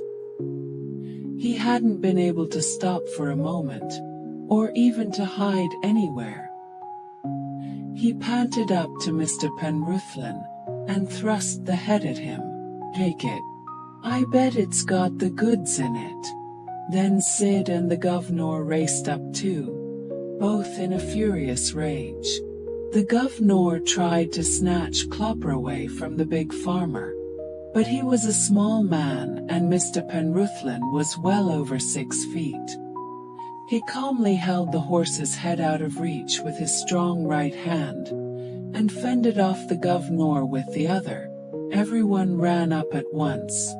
The Barneys surrounded the little group in excitement, and 1 or 2 farm men came up too. Mrs. Penruthlin and the girls, who were now up, heard the excitement and came running out as well. Hens scattered away, clucking, and the 4 dogs and Timmy barked madly. The governor was beside himself with fury. He began to hit the farmer, but was immediately pulled away by Mr. Binks. Then one of the farm men shouldered his way through the excited crowd, and put his great hand onto the governor's shoulder. He held him in a grip of iron. "Don't let him go," said the farmer.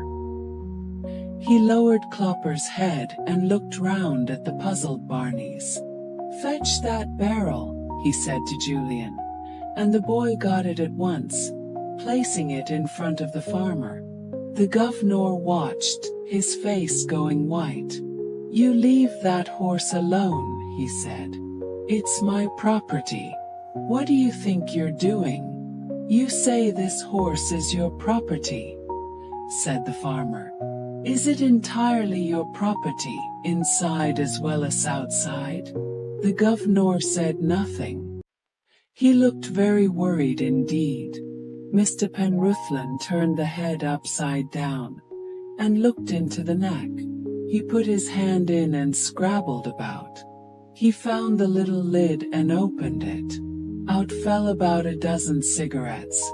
"They're mine," said Mr. Binks. "Keep them there." "Anything wrong with that, sir?" "It's a little place the governor had made for me."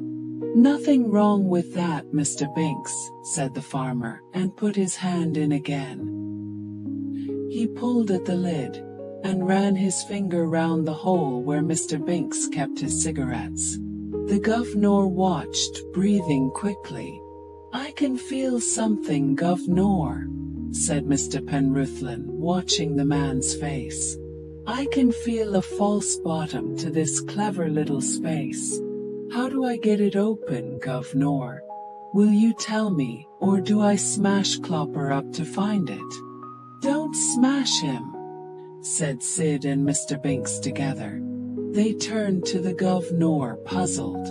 "What's up?" said Sid. "We never knew there was a secret about Clopper." "There isn't," said the governor stubbornly. "Ah, I've found the trick," said Mr. Penruthlin suddenly. "Now I've got it." He worked his fingers about in the space that he had suddenly hit on, behind the place where Mr. Binks had his cigarettes. He pulled out a package done up in white paper, a small package, but worth many hundreds of pounds. "What's this, governor?" he asked the white-faced man. "Is it one of the many packets of drugs you've handled round this coast? Was it because of this secret of yours that you told Sid never to let Clopper out of his sight? Shall I open this packet, governor, and see what's inside?" A murmur arose from the Barneys, a murmur of horror. Sid turned fiercely on the governor. "You made me guard your horrible drugs, not Clopper. To think I've been helping you all this time. Helping a man who's only fit for prison. I'll never work with Clopper again. Never." Almost in tears, poor Sid pushed his way through the amazed Barneys and went off by himself. After a few moments, Mr. Binks followed him. Mr. Penruthlin put the white package into his pocket. "Lock the governor up in the small barn," he ordered. "And you, Dan, get on your bike and get the police. As for you, Barneys, I don't know rightly what to say. You've lost your governor, but it's good riddance, I'll tell you that." The Barneys stared after the governor as he was dragged away by 2 farm men, over to the small barn. "We never liked him," said one. "But he had money to tide us over bad times.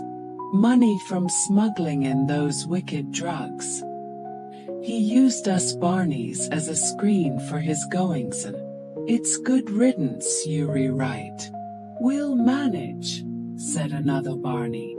We'll get along. Hey Sid, come back. Cheer up. Sid and Mr. Binks came back, looking rather solemn. We're not going to use Clopper anymore, said Sid. He'll bring us bad luck. We'll get a donkey instead and work up another act. Mr. Binks say she couldn't wear Clopper again, and I feel the same. Right, said the farmer, picking up Clopper's head. Get the back and front legs. I'll take charge of old Clopper. I've always been fond of him, and he won't bring any bad luck to me. There was nothing more to be done. The Barneys said rather a forlorn goodbye. Sid and Mr. Binks shook hands solemnly with each of the children. Sid gave Clopper one last pat and turned away. We'll go off now, said Mr. Binks. Thanks for everything, Mr. Penruthlin, sir. So long. See you again when next you're by here, said Mr. Penruthlin. You can have my barn any time, Sid. The governor was safely locked up, waiting for the police. Mr. Penruthlin picked Clopper up, legs and all, and looked down at the 5 children, for Yen was now with them. He smiled at them all, looking suddenly quite a different man. Well, that's all finished up, he said. Dick, I thought you'd gone mad when you went off with old Clopper's head. It was certainly a bit of a brainwave, said Dick modestly. It came over me all of a sudden. Only just in time, too. The Barneys were nearly on their way again. They went over to the farmhouse. Mrs. Penruthlin had already run across. The girls guessed why, and they were right. I'm getting a meal for you, she cried as they came in. Poor children, not a mite to eat have you had today. No breakfast, nothing. Come away in and help me. You can turn out the whole larder if you like. They very nearly did. Ham and tongue and pies went on the table, and picked crisp lettuces from the garden and washed them. Julian piled tomatoes in a dish. George cooked a dozen hard-boiled eggs at the stove. A fruit tart and a jam tart appeared as if by magic, and 2 great jugs of creamy milk were set at each end of the table. Yen hovered around, getting into everybody's way, his eyes nearly falling out of his head at the sight of the food. Mrs. Penruthlin laughed. Get away from under my feet, you dirty little ruffian. Do you want to eat with us? Yes, said Yen, his eyes sparkling. ISS. Then go upstairs and wash those dirty hands, said the farmer's wife. And marvel of marvels, Yen went off upstairs as good as gold, and came down with hands that really were almost clean. They all sat down. Julian solemnly put a chair beside him, and arranged Clopper in such a way that it looked as if he were sitting down too, and gave a giggle. Oh, Clopper, you look quite real. Mr. Penruthlin, what are you going to do with him? I'm going to give him away, said the farmer, munching as hard with his teeth as he did without them. To friends of mine. Lucky friends, said Dick, helping himself to a hard-boiled egg and salad. Do they know how to work the back and front legs, sir? Oh yes, said the farmer. They know fine. They'll do well with Clopper. There's only one thing they don't know. Ha ha ha. The children looked at him in surprise. Why the sudden guffaw? Mr. Penruthlin choked, and his wife banged him on the back. Careful now, Mr. Penruthlin, she said. Mr. Clopper's looking at you. The farmer guffawed again. Then he looked round at the listening children. I was telling you, he said. There's only one thing these friends of mine don't know. What's that? Asked George. Well, they don't know how to undo the zip, said the farmer, and roared again till the tears came into his eyes. They don't know how to ha ha ha ha. Undo the zip. Mr. Penruthlin, now, behave yourself, said his amused wife. Why don't you say straight out Thatchery giving clopper to Julian and Dick, instead of spluttering away like that? Gosh, are you really? Said Dick, thrilled. Thanks most awfully. Well, you got me what I wanted, so it's only right and fair I should give you what you wanted, said the farmer, taking another plate of ham. You'll do well with Clopper, you and your brother. You can give us a show one day before you leave for home. Ha ha. Clopper's a queer one, see him looking at us now. He winked, said George in an astonished voice, and Timmy came out from under the table to star-eat Clopper with the others. I saw him wink. Well, it wouldn't be surprising if he did wink. He's really had a most exciting time, then.